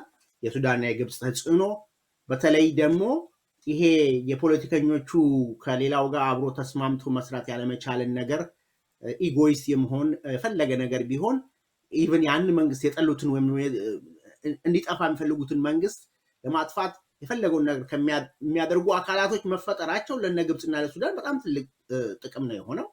ስለዚህ ከነዚህ ተባባሪዎች ጋር ከሌሎች ጋር በመሆን ብዙ ነገሮችን በኢትዮጵያ እንትን ላይ ብዙ ተጽዕኖችን ፈጥሯል ለማለት ነው። ሌላው ደግሞ ኢቨን ምዕራባውያን እና አሜሪካንም ጨምሮ ኢትዮጵያ ከቻይና ከራሻ ከቱርክ እና ከዩናይትድ አረብ ኤሚሬትስ ጋር የሚኖራት ግንኙነትን በመመልከት አሜሪካና ምዕራባውያን ደነገጡ። ተጽዕኖ ይሄን ነገር ለመከላከል ሲሉ በኢትዮጵያ ላይ ከፍተኛ የሆነ ተጽዕኖ ያደረጉት እሱ አንዱ ነው። ህብረተሰቡን በሚመለከት ባህልና ስነልቦናን በሚመለከት አብዛኛው የኢትዮጵያ ህዝብ በኢትዮጵያ ፖለቲካ ውስጥ ንቁ ተሳትፎ የማድረግ ነገር የለም። ኢቨን ህዝቡን ብቻም ሳይሆን ምሁራኖች ሁሉ ብዙ ምሁራኖች ምንም ነገር በእንደዚህ አይነት ሁኔታ ላይ መሳተፍ አይፈልጉም። ፊት ለፊት ኢቨን በእኛ ፕሮግራም ላይ ለማቅረብ የምንፈልጋቸው ሰዎች ብዙ ሰዎችን ፍላጎት እንደሌላቸው ነው። ያ ንቁ የሆነ ተሳትፎ ማድረግ የሚችሉ ሰዎች አለመሳተፋቸው እንዳለ ሆኖ ሌላው ደግሞ እንሳተፋለን ብሎ የሚለው ደግሞ አብዛኛው ህዝብ በበቂ መረጃ ላይ ወይም ደግሞ ሳይንስ ላይ መሰረት ባደረገ መንገድ ሳይሆን በጣም የሚጠቃ ያለው በዚህ በሴራ ፖለቲክስ ውስጥ ነው። በዩቲዩብ ላይ የሚቀርቡትን ወሬዎች በቀላሉ የነገሮችን እውነት አድርጎ የመቀበል ነገር ያ ምን አደረገ? ህዝቡም በቀላሉ ነገሮችን ቶሎ ብሎ የመቃወም ነገር ብቻ ሳይሆን የመጥላት፣ የመሸሽ፣ ራሱን የማግለል ነገር እነዛ አይነት ነገሮችን አድርጓል። ያ እንዳለ ሆኖ ደግሞ እንደሚታወቀው አክቲቪስቶች ተብለው በጣም ብዙ አክቲቪስት ነን ብለው ያሉ አሉ። በጣም ምንም ነገር የፖለቲካ ተንታኝ ነኝ ብለው ራሳቸውን ሁሉም ምንም ነገር ብቃቱ ምንም በሌላቸው ሁኔታ የመጡት ግለሰቦች ምንድን ነው የሚያደርጉት ያሉት? የመጡ ግለሰቦች ያው ጥቅም ነው። አሁን ፋይናንሻሊ ዩቲዩብ ላይ መውጣት ምናምን ነገር የሚያስገኘውን ነገር ብቻ ነው በመመልከት በአብዛኛው የሚያወሩት ነገሮች ምን አይነት ወሬዎች ናቸው? ብጥብጥ የሚያስነሱ ነገሮችን፣ ይሄ የውዝግብ የሚያስነሱ ነገሮችን፣ አከራካሪ የሆኑ ነገሮችን፣ አቴንሽን የሚስቡ ነገሮችን ነው የሚያደርጉት። ያ ህብረተሰቡን በንቃት የማይሳተፈውን ይሄ ኮንሽስነሱ ያልዳበረውንም ሌላውንም በአንድ ጊዜ ያንን ነገር በሚሰማበት ጊዜ ምንድነው እየሆነ ያለው? ከፍተኛ የሆነ ከመንግስት ጋር አለመተባበር ወይም ደግሞ መንግስትን በጥርጣሬ የማየት ነገር፣ ሌሎች ነገሮችን ሁሉ እያባባሳቸው የሚሄድ ነገር ነው የፈጠረው እና ፖለቲከኞቹንም ብንመለከት እኔ የዶክተር አብይ አሁን በሰሞኑ የሚናገሩትን ነገር አለ። የፖለቲካ ገበያ ብለው የፖለቲካ ማርኬት ብለው ያነሱት ነገር አለ። ከዛ አንጻር ሳይሆን ነገር ግን ብዙ የፖለቲከኞች አሁን እንደገና ነጋዴዎች በእውነቱ በዚህ አይነት መንገድ የሚሰሩትን የዝርፊያም አሰራር የኮራፕሽንም የሌሎችም ነገሮችንም የሚያካሂዷቸውን ነገሮች ለመደበቅ ወይም ምናምን ነገር ወይም ደግሞ በኖርማል እየሰሩ እንዲቀጥሉ ለማድረግ በሚያስችሉት ሁኔታ ላይ በጣም ብዙ ነገሮችን ከዩቲዩበሮች ጋር እንደዚህ አይነት ነገር ወሬዎችን በመልቀቅ በምናምን ህዝቡን ማደናገር ከፍተኛ የሆነ ለውጥ እንትሩ ውስጥ ውዥንብር ውስጥ የመክተቱ ነገር ብዙ ሰዎችን ጥቂት ሰዎች ተጠቃሚ ሆነዋል። ያ ግን ኢቭን መንግስት ለውጥን እንኳን አመጣለሁ ብሎ የተነሳባቸውን ነገሮች ህዝብ አብሮ ካልተባበረ በስተቀር ወይም ደግሞ ህዝቡ ለምን ይሄ ይሆናል ብሎ ማለት ካልቻለ የማይሆነውን ነገር ወይም መብቱን መጠየቅ ካልቻለ ለውጦቹ ሊመጡ አልቻሉም። ያንን ሊሆን ያልቻለበት ሁኔታ በዚህ ደረጃም ብዙ አስተዋጽኦ ያደረጉ ሻጥሮችና የሴራ ፖለቲካዎች አሉና እነዚህ ነገሮች ናቸው በጣም በተያያዘ ሁኔታ ለዚህ አሁን ለውጡ ይመጣል የሚባለውን ነገር በአብዛኛው እንዳናይ ያደረገን ብዬ ነው የምገምተው። ብዙም ነገሮች ሊኖሩ ይችላሉ የሚያልነካካዋቸው፣ ግን እንደው በተሻለ መጠን የተወሰነውን አድሬስ ለማድረግ ያክል ነው። አመሰግናለሁ ዶክተር ዘላለም። በእርግጥ የታይም ሁኔታ አለ፣ ትንሽ ገፋ አድርገን እንነጋገራለን። አሁን በተነሳው ጥያቄ ላይ አይ ቲንክ በርካታውን ሁለታችሁም ሸፍናችሁታል። እኔ ግን እንደው የኢትዮጵያን ፖለቲካ የሄድንበትን መንገድ ሳስብ በጣም ተደጋጋሚ የማያቸው ችግሮች አሉ። ከፖለቲካ ለውጥ አኳያ የሄድንባቸው መንገዶች፣ አዲሱ ስርዓት የባለፈውን ስርዓት ከደርግ ጀምሮ ከዛም በፊት የባለፉትን የመኮንን እና ራስን የተሻለ አድርጎ የማቅረብ ነገር ግን እነዛኑ ችግሮች የመድገም አዝማሚያ አያለሁኝ። እንግዲህ ከደርግ በላይ የንጉሱን ስርዓት ያወገዘ የፖለቲካ ቡድን አለ ብሎ ማለት አይቻልም። የንጉሱ ስርዓት ጨቋኝ እንደነበረ፣ በዝባዥ እንደነበረ በርካታ መርገምት ነው በንጉሱ ስርዓት ላይ ያወረደው። ነገር ግን የደርግ ስርዓት ራሱ ከዛ ያልተናነሰ የጭቆና ስርዓት አስፍኖ እንደነበረ ማንም ሰው የሚያውቀው ነገር ነው። ደርግ ዲሞክራሲያዊ ነው ብሎ ማንም በድፍረት ሊናገር አይቻልም። ብዙ ነገር ሊተነተን ይችላል።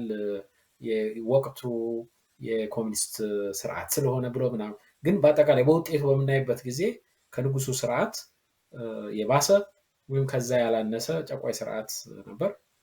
ይህን ፋሽስት ያሉትን የጨቋይ ስርዓት 17 ዓመት የታገሉ በርካታ ዋጋ የከፈሉ ሰዎች ስልጣን የማግኘት እድል አጋጠማቸው። እነሱም ተመሳሳይ ነገር ነው ያደረጉት። የህዝብ መብት፣ ዲሞክራሲያዊ ሰብአዊ መብቶች አልተከበሩም። የተቃወማቸውን ሁሉ ሲያስሩ ሲያሰድዱ የኖሩበት ሁኔታ አለ። በዚህ ባለፈው 4 ዓመት በዛ ደረጃ ባናይም ስህተቶች በኢህአዴግ ስርዓት እንደነበሩ ጠቅላይ ሚኒስትሩ ራሱ በተደጋጋሚ ሲያነሱ እንደነበረ እናስታውሳለን። ነገር ግን ቅድም የጠቃቀስናቸው ጋዜጠኞችን፣ የተለየ ሀሳብ ያላቸውን ሰዎች ከህግ ሂደት ውጭ ማሰር፣ ሚዲያዎችን መቆጣጠር፣ ይሄንን የህብረተሰብ ሰቆቃን በቂ ትኩረት አለመስጠት፣ እነዚህን እናያለን። እና ይህን ያነሳሁት ምንድነው፣ ለምሳሌ አንዱን ላንሳው። የወያኔ ህወሓት ሚዲያዎችን፣ የመንግስት ሚዲያዎችን በመቆጣጠር እድሜውን ለማራዘም ሞክሯል። ማህበረሰቡን በጨለማ ውስጥ በማድረግ የተለየ ሀሳብ እንዳይናገር ሙከራ አድርጓል። ግን ያ ከመውደቅ አላዳነው። ዛሬም የመንግስት ሚዲያዎች ተመልሰው ያንኑ ነገር እያደረጉ እናያቸዋለን። ከባለፈው ስህተት ለምንድን ነው ሌሰን የማይወሰደው? ትናንት የነበሩት ስርዓቶች ይሄን አድርገውት ውጤቱን ዛሬ ያሉትም ሰዎች ሁላችንም አይተነዋል። ወደፊት ሊያራምደን እንዳልቻለ፣ ስርዓቶቹ እንደተወገዱ፣ ትናንትና ሚዲያ ይቆጣጠሩ የነበሩ እና የዛ አካል የነበሩ እነ አባይ ፀሐዬ፣ እነ አቶ ስዩም መስፍን ዛሬ የት ነው ያሉት? በምን ሁኔታ ነው? ጦርነት ከስልጣን ሽግግር ጋር ተያይዞ በተነሳ ጦርነት ህይወታቸው አልፏል፣ አሰቃቂ በሆነ ሁኔታ ማለት ነው። ግን ትናንትና በነበሩበት በተራቸው ያልተገባ ነገር ያደርጉ ነበረ። ዛሬ በዛ ደረጃ ደርሷል ብለን ባንልም ጅማሬውን እያየ ነው። መብት አለማክበር፣ ሀሳብ ማህበረሰብ ላይ ለመጫን መሞከር፣ ሚዲያዎችን መቆጣጠር፣ የሁሉ ነገር አድራጊና ፈጣሪ አዋቂ ነኝ ብሎ ለመታየት መሞከር፣ ይሄ እኮ ትናንትና የተደረገ ነው። ይህንን ማነሳው ለምንድን ነው? ሪሊ ለምንድን ነው እነዚህ ችግሮች አይ ቲንክ ልብ ማለት ያለብን እየተደጋገሙ የሚከሰቱት? ለምንድን ነው የኢትዮጵያ ፖለቲከኞች ከባለፈው ስህተት ተምረው የወደፊቱንም አስበው ዛሬን ለማስተካከል የማይሞክሩት? ምንድን ነው ባህላችን ውስጥ፣ ምንድን ነው ስነ ልቦናችን ውስጥ ያለው? ሪሊ ከምናነግራቸው አሁን ዶክተር ሽፈራው ያነሳው ነገር አለ። ሮድማፕ የለም፣ እስማማለሁ። ግን ሮድማፕ ለምንድን ነው ላይኖር የቻለው? ከዛ አለመኖር ጀርባ ምንድን ነው ያለው? ባለማወቅ ነው? በስንፍና ነው? ለስልጣን በመጓጓት ነው? ዛሬ እኛ የፖለቲካ ስልጣኑን እስከያዝነው ድረስ ነገሮች የተለዩ ይሆናሉ፣ እኛ የተለየንን፣ የተለየ ተአምር ማድረግ እንችላለን ከሚል አስተሳሰብ ነው? ወይም ደግሞ የኢትዮጵያ ፖለቲከኞች ወይም ደግሞ በአጠቃላይ ሁላችንም እንደ ማህበረሰብ የማይታዩን አንዳንድ ጊዜ ብላይንድ ስፓት የሚባል ነገር አለ። ሁላችንም በጎ መስለውን የምናደርጋቸው ነገር ግን የማይታዩን ድክመቶች አሉ። ኮንሸስ ካልሆንን፣ ራሳችንን ካልመረመርን፣ ከባለፈው ስህተት ለመማር ካልሞከርን፣ የወደፊቱንም አሻግረን ማየት ካልቻሉ፣ ትናንት ያጠፉ ሰዎች፣ በዛ መንገድ የሄዱ ሰዎች ምን ደረሰባቸው፣ ዛሬስ በዛ መንገድ እኛ ሄደን ምን ይደርስብናል ብለን ወደፊት ማየት ካልቻልን ተመሳሳይ ስህተቶች እየፈጸምን እንቀጥላለን ማለት ነው። እና እኔ በአጠቃላይ ይሄን የማነሳው ከዚህ ከድርጊቶቹ ጀርባ አስተሳሰብ አለ። አስተሳሰቡን የሚቀርጸው ስነልቦና እና ባህላዊ ሁኔታ አለ።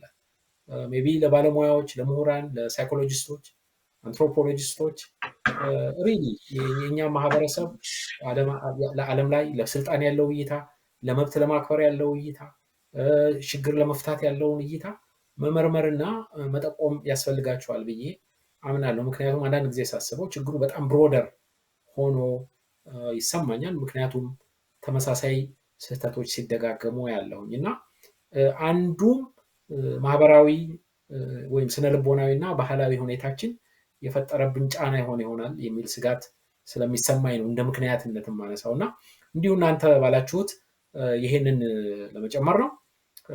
ወደሚቀጥለው ጥያቄ እንሸጋገርና አጠር አድርገን ተወያይተን ውይይታችንን እንቋጫለን። ዶክተር ሽፈራው ይህንንም ጥያቄ ካንተ ልጀምር። እንግዲህ እኛ ወደ ኢኮኖሚን በምንጀምርበት ጊዜ የዛን ጊዜ የነበሩት ሚዲያዎች በጣት የሚቆጠሩ ነበሩ። ከዛሬ 5 ዓመት 6 ዓመት በፊት የመንግስት ሚዲያዎች አሉ፣ የተወሰኑ የግል ሚዲያዎች ነበሩ። በአብዛኛው የመንግስትና እንደ ኢሳት አይነት የሚታገሉ ኢትዮጵያ ህዝብ ተጨማሪ ሀሳብ እንዲያገኝ የተለየ ሀሳብ ከዛ ውጭ በብዛት ሚዲያዎች አልነበሩም። አሁን ግን የማህበራዊ ሚዲያ ማደግ ኢትዮጵያም ውስጥ ቅድም በበጎነት ያነሳ ነው የሚዲያዎች መፈቀድና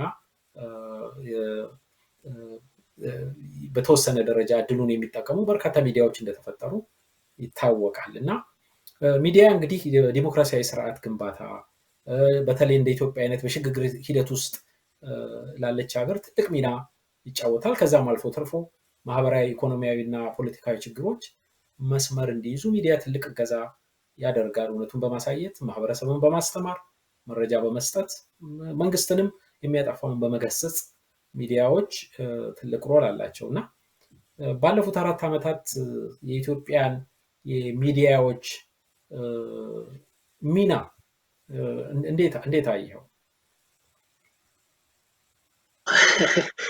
ይሄ በጣም ሰሞኑን አሁን ቅድም ዶክተር ዘላለም ያነሳዋል ጠቅላይ ሚኒስትሩ የፖለቲካል ማርኬት ፕሌስ ብለው ያነሱት ነገር አለ።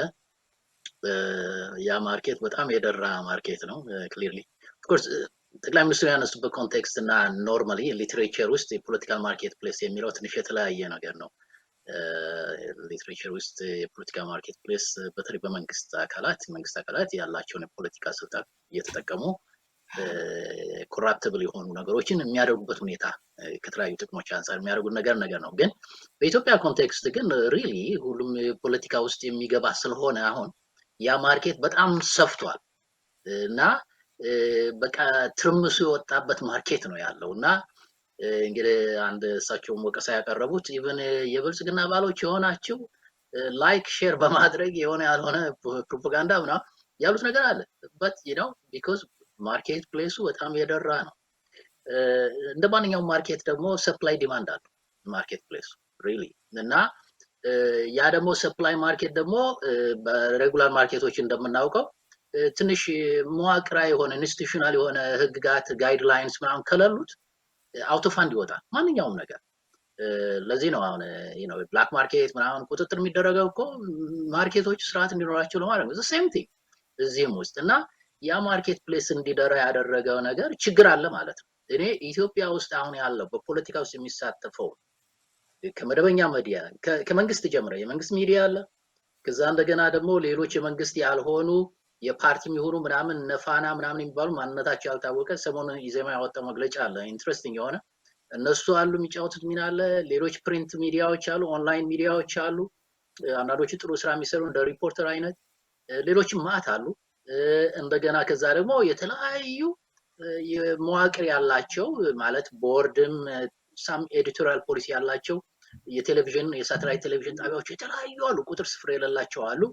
እንደገና በግለሰብ ደረጃ ብቻ የሚዘወሩ የተለያዩ የሶሻል ሚዲያዎች አሉ፣ በፌስቡክ በዩቲዩብ እና ስታየው ትርምስምስ የወጣ ማርኬት ነው። ያ የሚነግርህ ነገር በራሱ አንድ የሚነግርህ ነገር አለ። ኢትዮጵያ ያለው ችግር ነው የሚያመለክተው። ምክንያቱም ኦርደርሊ የሆነ ትራንዚሽን ቢኖር ኖሮ ኦርደርሊ የሆነ የፖለቲካ እንትን ቢኖር ኖሮ ኢቨን ዲማንዱን ታሳጣው ነበረ እና ስለዚህ ይሄ የሚነግረኝ ነገር ሁልጊዜ እንደዚህ በጣም ትርምሱ ያለበት ነገር ለጆሮ የሚፈለግ ነገር ብዙ ነገር ይወጣል ማለት ነው። ለጆሮ ደግሞ የሚፈለግ ነገር ቅድም ዶክተር ዘላለም ብሎታል፣ የሴራ ፖለቲካ አይነት ነገሮች፣ ይሄ እንዲህ ሊሆን ነው እንደዛ ሊሆን ነው የሚሉ ነገሮች፣ ይሄ ጠፋ ይሄ ወደመ ይሄ የሚሉ ነገሮች በጣም አትራክቲቭ ናቸው። ይሄ በዌስትም የምናውቀው ነገር ነው። ስለዚህ እነዚህ ሁኔታዎች ስለተፈጠሩ ያ ማርኬት አውቶፋንድ የወጣበት ሁኔታ ያ ደግሞ ትልቅ ችግር እየፈጠረ ነው። ከፍተኛ ውዥንብር እየፈጠረ ነው።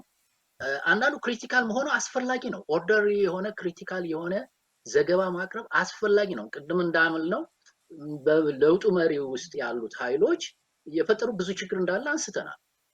ለውጡን እንመራለን ብለው ስላሉ ነው እንጂ ከዛ ውጭ ያሉ ስህተት የማይሰሩ አሉ ማለታችን አይደለም። ሌሎችም የፖለቲካ አክተሮች ስህተት የሚሰሩ ብዙ አሉ እናውቃለን። ግን በኃላፊነት ይዞ ያለው ብዙ ሪሶርስ ይዞ የሚንቀሳቀሰው ኃይል ገዢው ፓርቲ ስለሆነ መንግስት ስለሆነ ዋናው ኃላፊነት እሱ ላይ ስለሚወድቅ ነው ይህን ነገር የምናነሳው። በዚህ ረገድ መንግስት የሚሰራቸው መደነቃቀፎች ችግር ፈጥረዋል። አሁን ሰሞኑን አንድ ምሳሌ ላንሳ። አዲስ አበባ ትምህርት ቤቶች ውስጥ የኦሮሚያ ህዝብ መዝሙርና ካልተዘመረ ባንዲራው ካልተሰቀለ የሚል ኪዮስ ተፈጠረ አንዳንድ ትምህርት ቤቶች ውስጥ።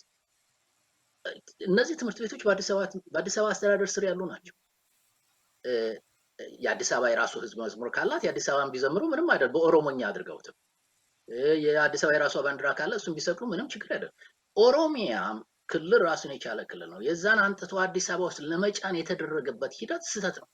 ኦኬ፣ ስህተቱ ከታመነም እንኳ ያንን ስህተት በቅን ልቦና ይሄ ስህተት የሆነው እንደዚህ ነው ይቅርታ ምናምን ማለት ሲገባ ከንቲባዋ፣ ሌሎች ደግሞ ይህን ነገር ለመሸፋፈን የሄዱበት ነገር የሞከሩት ማምታታት ምናምን ትልቅ እንትን ነው። አሁን ትልቅ ገበያ ሆነ። በቃ አሁን ያ እንደዛ አይነቱን ነገር በቀላሉ በጣም ሊጦዝ የሚችልበት ሁኔታ ነው። ስለዚህ እኔ ትልቅ ችግር ነው። የሚዲያው ስቴት በጣም አሳዛኝ ስቴት ውስጥ ነው ያለው በአሁኑ ጊዜ።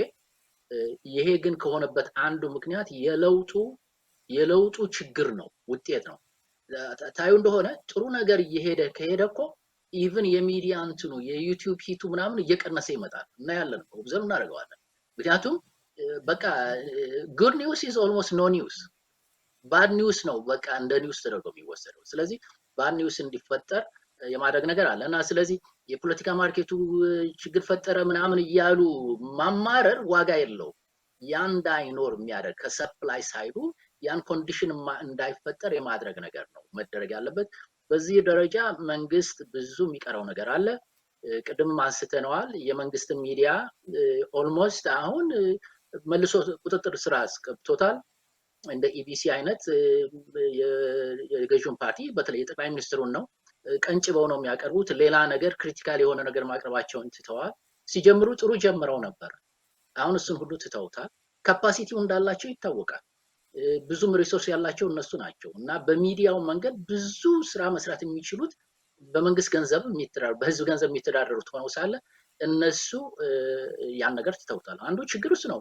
ሌሎች ቅድም እንዳልኩ እንደ ፋና፣ ሌሎች ዋልታ የመሳሰሉት ባለቤትነታቸው የማይታወቅ የተባሉ አንዳንድ ጥሩ ፕሮግራሞች ያቀርባሉ። ግን አሁንም ቢሆን ነፃ ወጥተው በራሳቸው እንትን ኤዲቶሪያል ፖሊሲ የሚሄዱ አይመስለኝም። የቦርድ መሪዎቻቸው አፖይንትድ የሆኑ ናቸው የሚሆኑት። ችግር አለ። እንደ ኢሳት አይነቱ አገር ቤት ያለው ጥሩ እንቅስቃሴ እያደረገ እንደሆነ አውቃለሁ በሀሳብ ደረጃ። ሌሎችም አሉ፣ ግን ካፓሲቲ የላቸው። ጥሩ ጋዜጠኞች ለመቅጠር አቅም የላቸው። ጥሩ ውይይቶችን ኦርጋናይዝ ለማድረግ የሚጋብዟቸውን ሰዎች እንደ ልብ ላይ ያገኙ ይችላሉ፣ ወይም ለመቅጠርም አይችሉም። ስለዚህ የካፓሲቲ ችግር አለ። ቅድም ያልኩት እንደ ሪፖርተር አይነት ጥሩ ስራ ይሰራሉ፣ ግን ህዝቡ የሚሰማውን ነው ብዙ የሚወደው። የሚያነበው ይልቅ የሚሰማውን በጆሮ የሚሰማውን ነው የሚፈልገው እና ግን አትሊስት ጥሩ አይነት ሪፖርት የሚያቀርቡ አትሊስት ኦንላይን ፕሪንት ሚዲያዎች አሉ። እነሱ ጥሩ ናቸው ብዬ አስባለሁ። ከዛ ውጭ ቅድም እንዳልኩ በውጭ ያለው በተለያየ ሳተላይት ቴሌቪዥን ምናምን የሚለው ክሪቲካል የሆነ ሪፖርት ነው የሚያቀርበው። በግለሰብ ደረጃ ደግሞ ያለው የዩቲዩብ እንትን ነው ማባረር ነው የተጀመረው። ስለዚህ የሚዲያው ስቴት አሳዛኝ ሁኔታ ነው። በዚህ ሊቀጥል አይገባውም። ይህንን ግን ማቆም የሚቻለው የዲሞክራሲ ነው። ማንም የሚፈልገውን ማሰራጨት ይችላል። እሱን ምንም ማቆም አትችልም። ያለው አማራጭ መንግስት የለውጥ ሂደቱን የሚያስኬድበት ወይም ለውጡን ፎርጌት ለውጡን ማስተዳደር። አሁን ቅድም ያልኩት የኦሮሚያ እንትን ያለው የማስተዳደር ጉዳይ ነው። የማስተዳደርን ስርዓት በስርዓቱ ካደረገ፣ በግልጽነት ከሰራ፣ በታማኝነት ካያዘረ፣ ችግርን ሁልጊዜ ሌላው ላይ ማላከኩን ትቶ ኃላፊነት መውሰድ ከጀመረ እነዚህ ነገሮች ናቹራሊ እየረገቡ ሞር ኮንስትራክቲቭ የሆኑ ውይይቶች እንዲደረጉ መንገድና መድረክ እየፈጠሩ ይሄዳሉ። ያ ካልሆነ ግን የነገር ያቆማል ብዬ አላስብም በአጭር ጊዜ ውስጥ። በተለይ ባለው የዘርና የብሔር ፖለቲካ መጦዝ ኢቭን የክልል ሚዲያዎች አሉ። የክልል ሚዲያዎች አሁን ነገሮችን አንዳንድ ጊዜ የሚያጦዙበትም ሁኔታ ታያለ። ለምን? ያ የዘር ፖለቲካ አሁንም ስላለ ማለት ነው። ስለዚህ ፋንዳመንታሊ የሆነ የፖለቲካ የስርዓት ለውጥ እስካልኖረ ጊዜ ድረስ መደነቃቀፉ እስከቀጠለ ድረስ ይሄ ነገር ይቀጥላል። ያ የችግር ኢንዲኬሽን ነው፣ የጥሩ ነገር አይደለም። የዲሞክራሲ መስፋት ነገር አድርጌ አላውቅም። የችግር የመብስፋት የመቀጠል ችግር ምልክት ነው ብዬ ነው የማስበው። ታምራት አመሰግናለሁ ዶክተር ሽፈራው። ዶክተር ዘላለም ያንተ እይታ? ነው በአጠቃላይ የሚዲያ ነገር በተለይ ማህበራዊ ሚዲያ ዩቱብ ላይ ያለው ተደጋግሞ የምታነሳ ጉዳይ ነው። ያ ጓሄድ ልክ ነው ምልህ ዋናው ነገር ቅድም ዶክተር ሽፈራው እንዳለው ነው። ይሄ ማርኬት ፕሌሱ በቀደም ለታ ዶክተር አብይ ተናገሩት እንጂ ይሄ የፖለቲካል ማርኬት ፕሌሱ ምልህ የፖለቲካል አስተሳሰብ ነው፣ የቆየ እንትን ነው። እኛ በፊትም ወርዱን ፖለቲካል ማርኬትን ባንለውም የሆነው ነገር ነው። አሁን ሰው ሁሉ ርብርቡ ሰው ይሄ እንደው አቴንሽን የሚስብ ይሄ ዝም ብሎ ብቻ የሚያስደነግጥ ይሄ አጠራጣሪ የሆነ ነገር ነው ብዙ እንትን የሚለው እና በዛ ምክንያት ቅድም ዋናው የዚህ እንትን ጥያቄ ምንድን ነው የኢትዮጵያ ውስጥ ያሉት አሁን መደበኛ ሚዲያዎች እና የሶሻል ሚዲያዎች ለኢትዮጵያ ልታመጣ ላሰበችው የኢኮኖሚ ለውጥ፣ የፖለቲካ፣ የሶሻል፣ የማህበራዊ ሁኔታዎችን እንዲሁም ደግሞ የፍትህን መዋቅር የማሻሻል ነገር ላይ በጣም አስተዋጽኦ አድርገዋል የሚል ነው። ምንም አስተዋጽኦ ያደረጉት ነገር የለም ነው በአጠቃላይ እንትኑ መሆን ያለበት። ምንድን ነው እንግዲህ እንደሚታየው ነው የመንግስት ሚዲያዎችን ስንመለከት ቅድም ዶክተር ሽፈራው እንዳለው ደንበኛ የብልጽግና ማውትፒስ በአብዛኛው ጥቅሶችና ምናምኖችን ሁሉ የዶክተር አብይን ያለውን ነገር ነው የምንናገረው። የአንድ መሪን እንትን በአብዛኛው በተደጋጋሚ የሚያደርግ በአጠቃላይ መንግስት ጥሩ የሚሰራቸውን ነገሮች ብቻ አጉልቶ የሚያሳይ ነገር ነው የሆነው። ያ ደግሞ በሌላ በኩል ላሉት ሚዲያዎች ጥሩ አጋጣሚ ነው የሆነው፣ በተለይ የዚህ ኔጌቲቭን ብቻ እያጎሉ የሚሄዱትን እና የግል ሚዲያዎች አሉ፣ በጣም የተስፋፉ የግል ሚዲያዎች፣ ቴሌቪዥኖች ምናምኖችም ሌሎችም አሉ፣ ሳተላይት ቲቪዎች። አሁን እነሱ በአብዛኛው አይዘር ስለ መንግስት ደካማ ጎን ብቻ በጣም የተወሰኑ አሉ፣ በጣም ደካማ ጎኑን ብቻ መጥፎውን ብቻ የሚያወሩ አሉ። ቢኮዝ አድማጭ ብዙ ስለሚያገኙ ነው።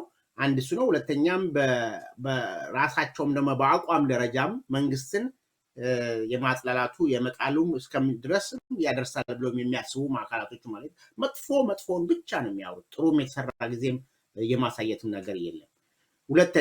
ሁለተኛ የግል ሚዲያዎቹ የሚያቀርቧቸው ዕለታዊ የሆኑ ወሬዎችን ነው እንጂ ለምሳሌ ቀደም እንዳልነው አሁን እንዳውደ ኢኮኖሚ አይነት ለማለት ነው። በኢኮኖሚ ደረጃ ጠለቅ ባለ ሁኔታ ማክሮ ኢኮኖሚውን፣ ማይክሮ ኢኮኖሚውን፣ በፖሊሲ ደረጃ የተሰሩ ነገሮችን መንግስት ምን ማድረግ አለበት፣ ከዓለም አቀፍ የኢኮኖሚ አስተሳሰብ፣ ከፋይናንስ አስተሳሰብ፣ ከዓለም አቀፍ ንግድ አስተሳሰብ አንጻር ተመልክቶ የመመልከት ነገር የማቅረብ ነገር የለም። ለምንድን ነው የማያቀርቡት? በሁለት መንገድ ቅድም ዶክተር ሽፈራው እንዳለው ካፓሲቲ የለም እና ማቅረብ ያሰቡትም እንኳን ከአቅሙም ስለሌለ የሚያቀርቡት ነገር ብዙም አትራክቲቭ አይሆንም፣ ብዙ ሰውም እንትን አይልም። ሁለተኛ ነገር አድማጭ የለም፣ ምንም አትራክት አያደርግም። ይሄ ስለ ኢኮኖሚ የሚወራ ነገር አንደኛ ብዙዎቹ የኢኮኖሚ አስተሳሰብ ወይም የሌሎቹ ማስተሳሰብ ጃርገን ወርዶች ናቸው። ይሄ የሙያዊ ቃላቶች በብዛት የበዙበት ነው። ስለዚህ ብዙ ሰውም አያዳምጠውም፣ በጣም ቦሪንግ ነው። ስለዚህ ያንን ብናቀርብ አድማጭ 1000 ሰው ነው የምናገኘው፣ 500 ሰው ነው። ነገር ግን ዕለታዊ የሆነ ሴንሴሽናል የሆነ ወሬ መንግስትን የሚያጥላላ ወይም ደግሞ ጦርነት ሊነሳ ነው ወይም ይሄን ብለን ብናወራ በመቶ ሺዎች እስከ ሚሊዮን ድረስም ግማሽ ሚሊዮንም እናገኛለን። ስለዚህ ያንን ለምን አናደርግም ተብሎ የሚባልበት ሁኔታ ነው እና ይሄን ሁኔታዎች ነው በብዛት እየተስፋፋ ያለው። በግል ማነው በመንግስት ሚዲያዎች የተመለከትነው ያንን ነው። ቀደም ዶክተር ሽፈራው እንዳለው ኢሳትን የመሰለ ጥረት ያደረጉ አሉ፣ እነዚህ ማህበራዊ የሆኑ ጉዳዮችን የማቅረብ ነገር በኢኮኖሚም ደረጃ እንደዚሁም ነገር ግን እዛ ላይ ግን የሚቀርቡት ነገሮችን ስንመለከት በጣም ብዙም ዋና ዋና የሆኑ ነገሮችን የማቅረብ ነገር የለም። ከሙያም አንጻር ከሌሎችም ሁኔታዎች አንጻር ያ ብዙም ተስፋ እንትን የሚል ነገር አይደለም። ስለዚህ ብዙዎቹ ነገሮች አበረታች አይደሉም፣ ለውጡን ሊያመጡ አልቻሉም። አብዛኛው ነገር ራሱ አሁንም መልሶ መንግስት ጋር ነው የሚመጣው ብዬ ነው የምለው። ለምን መንግስት ለምሳሌ እነዚህ ነገሮች አሁን ያልናቸውን ነገሮች በኢኮኖሚ በምንም ነፃ በሆነ ሁኔታ ሁሉ ነገር የተሟላለት ካፓሲቲው ያለው መንግስት የመንግስት ሚዲያዎቹ ሁሉም ካፓሲቲ ያላቸው ናቸው። ነገር ግን በእንደዚህ አይነት ሁኔታ ላይ ከመጠመድ ይልቅ መንግስት የሰራቸውን ጥሩ ነገሮችን ብቻ በማውራት ብዙውን ጊዜ በመፍጀቱ እና ደግሞ ህዝቡ መንግስት በቸልተኝነትም ምናምን ብዙ ጥፋቶች ሲደርሱ ስለሚያይ መንግስትን የሚያወራውን ነገር ጥርጣሬ ውስጥ ይገባል። ስለዚህ ሌላ ቦታ ነው የሚፈልገው ማለት ነው። ወሬ ለመስማት የሚሄደው ሌላ ቦታ ነው። ስለዚህ መንግስት ራሱ ነው ለእንደዚህ አይነት ሁኔታዎችን እያመቻቸ ያለው ሁኔታን ለማለት ነው። እና እኔ በአጠቃላይ ዶክተር ሽፈራው ካለው ጋር ነው የምስማማው። ጥረቱ ሀሳቡ ቢኖርም ብዙዎቹ የተስፋፋ በጣም ብዙ ሚዲያዎች ኢትዮጵያ ውስጥ አሉ።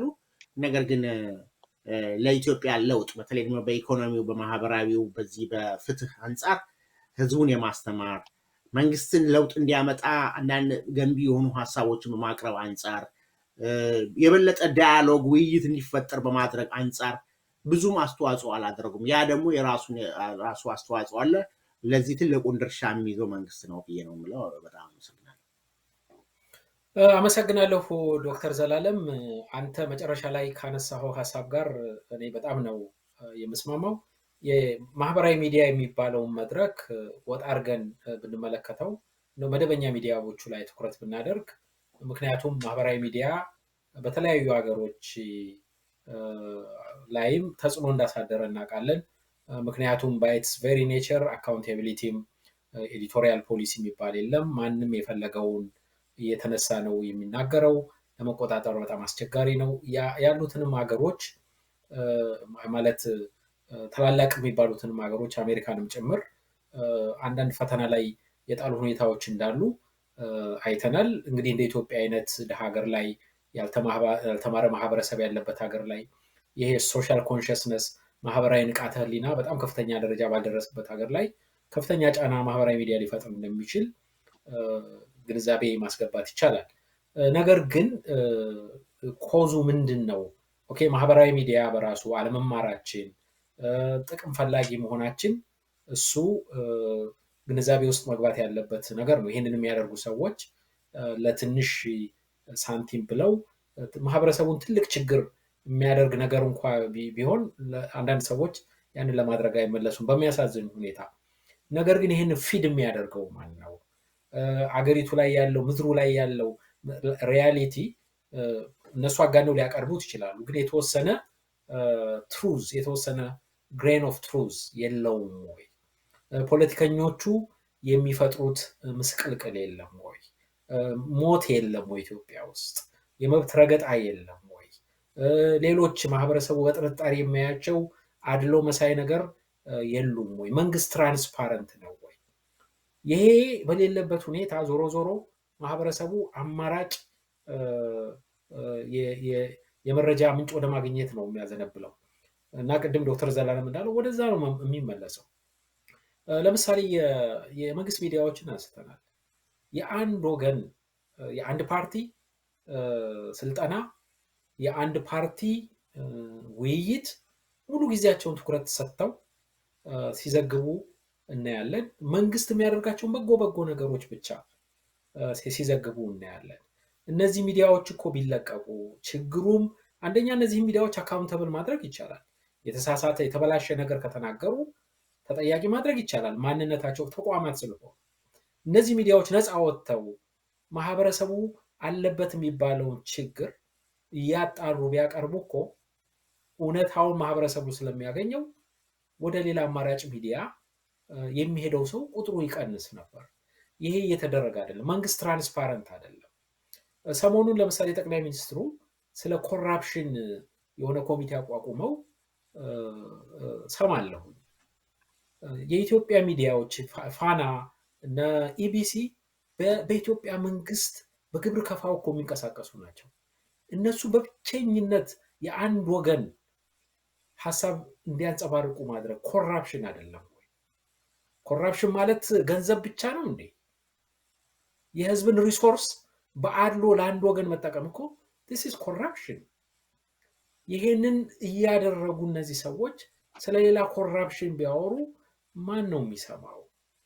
ስለዚህ at the end of the day ይችን ሀገር እናስተዳድራለን ብለው ለጥቅምም ይሁን ኦር ኢትዮጵያን የማስተዳደር የተሻለ መንገድ እናመጣለን ብለውም ይሁን ኦር ስልጣን በመያዝ የስነ ልቦና ሳቲስፋክሽንም ለማግኘት ብለው ይሁን የዚችን ሀገር ስልጣን የያዙ ሰዎች at the end of the day በዋናነት እዛ ሀገር ውስጥ ለሚፈጠረው ኪዮስ ከኪዮሱ ጋር ለሚዲያው መተራመስ ሙሉ ለሙሉ እነሱ ኃላፊነቱን ባይወስዱ በአመዛኙ ግን መንግስት ስለሆነ የተሻለ አቅም ያለው ይህንን የሚያስተዳድሩት ሰዎች ወይም ደግሞ የስልጣኑን የያዙ ሰዎች እነሱ ስለሆኑ ሰው ጣቱን ወደ እነሱ መጠንቆሉ አይቀሬ ነው። ይሄንን ልብ ማለት ያስፈልጋል። እስኪ ሚዲያዎቹ ነፃ አድርጓቸው፣ ማህበረሰቡ ያለበትን ችግር ኮራፕሽኑን ያጋልጡ፣ በየክልሉ በየቦታው የሚደረገውን ግድያ ያጋልጡ። ዴን መረጃውን እውነታውን ህዝቡ እስካገኘ ድረስ ማህበራዊ ሚዲያ ላይ የሚሄድ ሰው አይጠፋም። እሱን መናገር በእርግጠኝነት መናገር ይቻላል። ግን ቁጥሩ ሊቀንስ እንደሚችል መገመት ይቻላል እና ችግሩ ላይ ብቻ ሳይሆን መፍትሄውንም ማሰብ ይጠይቃል እና at the end of the day መንግስት ወደ ራሱ መመልከት አለበት። በኢትዮጵያ ውስጥ ቅድም አንሳተችሁታል፣ ነፃ የሆነ ችግሩንም በጎውንም የሚናገር ሚዲያ ያስፈልጋል። መንግስት በጎ ሲሰራ በጎ ማድረጉ ችግርም ጥፋትም ካለ ያን እሱ ነው ከኪዮስ ከመከራ ሊያድነን የሚችል። የዛን አይነት የሚዲያ ፕላትፎርም የዛን አይነት የሚዲያ ኢንቫይሮንሜንት እንዲፈጠር መንግስት መትጋት አለበት። ካለበለዛ የቅድም እናንተ የጠቀሳችሁት ኪዮስ ይቀጥላል ብዬ ነው የማምነው እና አይ ቲንክ ይሄንን ለመጨመር ነው። ረጅም ጊዜ ተወያይተናል። እንግዲህ ወደ ኢኮኖሚን በተለያዩ ምክንያቶች ልናቋርጥ ስለሆነ ከሚዲያ ከመጥፋታችን በፊት በፖለቲካው ረገድ ምንድን ነው እየተሰማን ያለ ነው የሚለውን ትዝብታችንን ለማቅረብ ነው የሞከርነው። ይሄንን ትዝብታችንን የምናቀርበው ለመወንጀል እንዲሁ ዝም ብሎ ለወቀሳ ሳይሆን አንዳንድ ጊዜ ከማዘንም ከመንገብገብም ሜቢ ችግሩ በእኛ እይታ ለምንለው ችግር ትኩረት አግኝቶ ነገ የተሻለ ሁኔታም እንዲፈጠር ከማሰብም ጭምር ነው። በዚህ መንፈስ ነው ዛሬ ውይይት ያደረግነው። የዛሬው ውይይት ስለተከታተላችሁ በጣም ነው የምናመሰግነው። ለማንኛውም ለነበረን ቆይታ ዶክተር ሽፈራው፣ ዶክተር ዘላለም ሁለታችሁን ላመስግን። ተጓዘ በቴክኒኩ ከኛ ጋር ቆይቷል። ለአንተ ምስጋና ይድረስህ። የተከበራችሁ አድማጭ ተመልካቾቻችን ረዘም አድርገን የዛሬን ፕሮግራማችን ተወያይተናል። ከነበረን ቆይታ የተወሰኑ ግንዛቤዎች እንዳገኛችሁ ተስፋ እናደርጋለን። በሚቀጥለው የመጨረሻው ፕሮግራማችን በሚቀጥለው ሳምንት እናገኛችኋለን። እስከዚያው መልካም ጊዜ እንዲሆንላችሁ እየተመኘው የምሰናበተው ታምራት ወርቁ ነኝ። እስከሚቀጥለው ሳምንት መልካም ጊዜ። አመሰግናለሁ።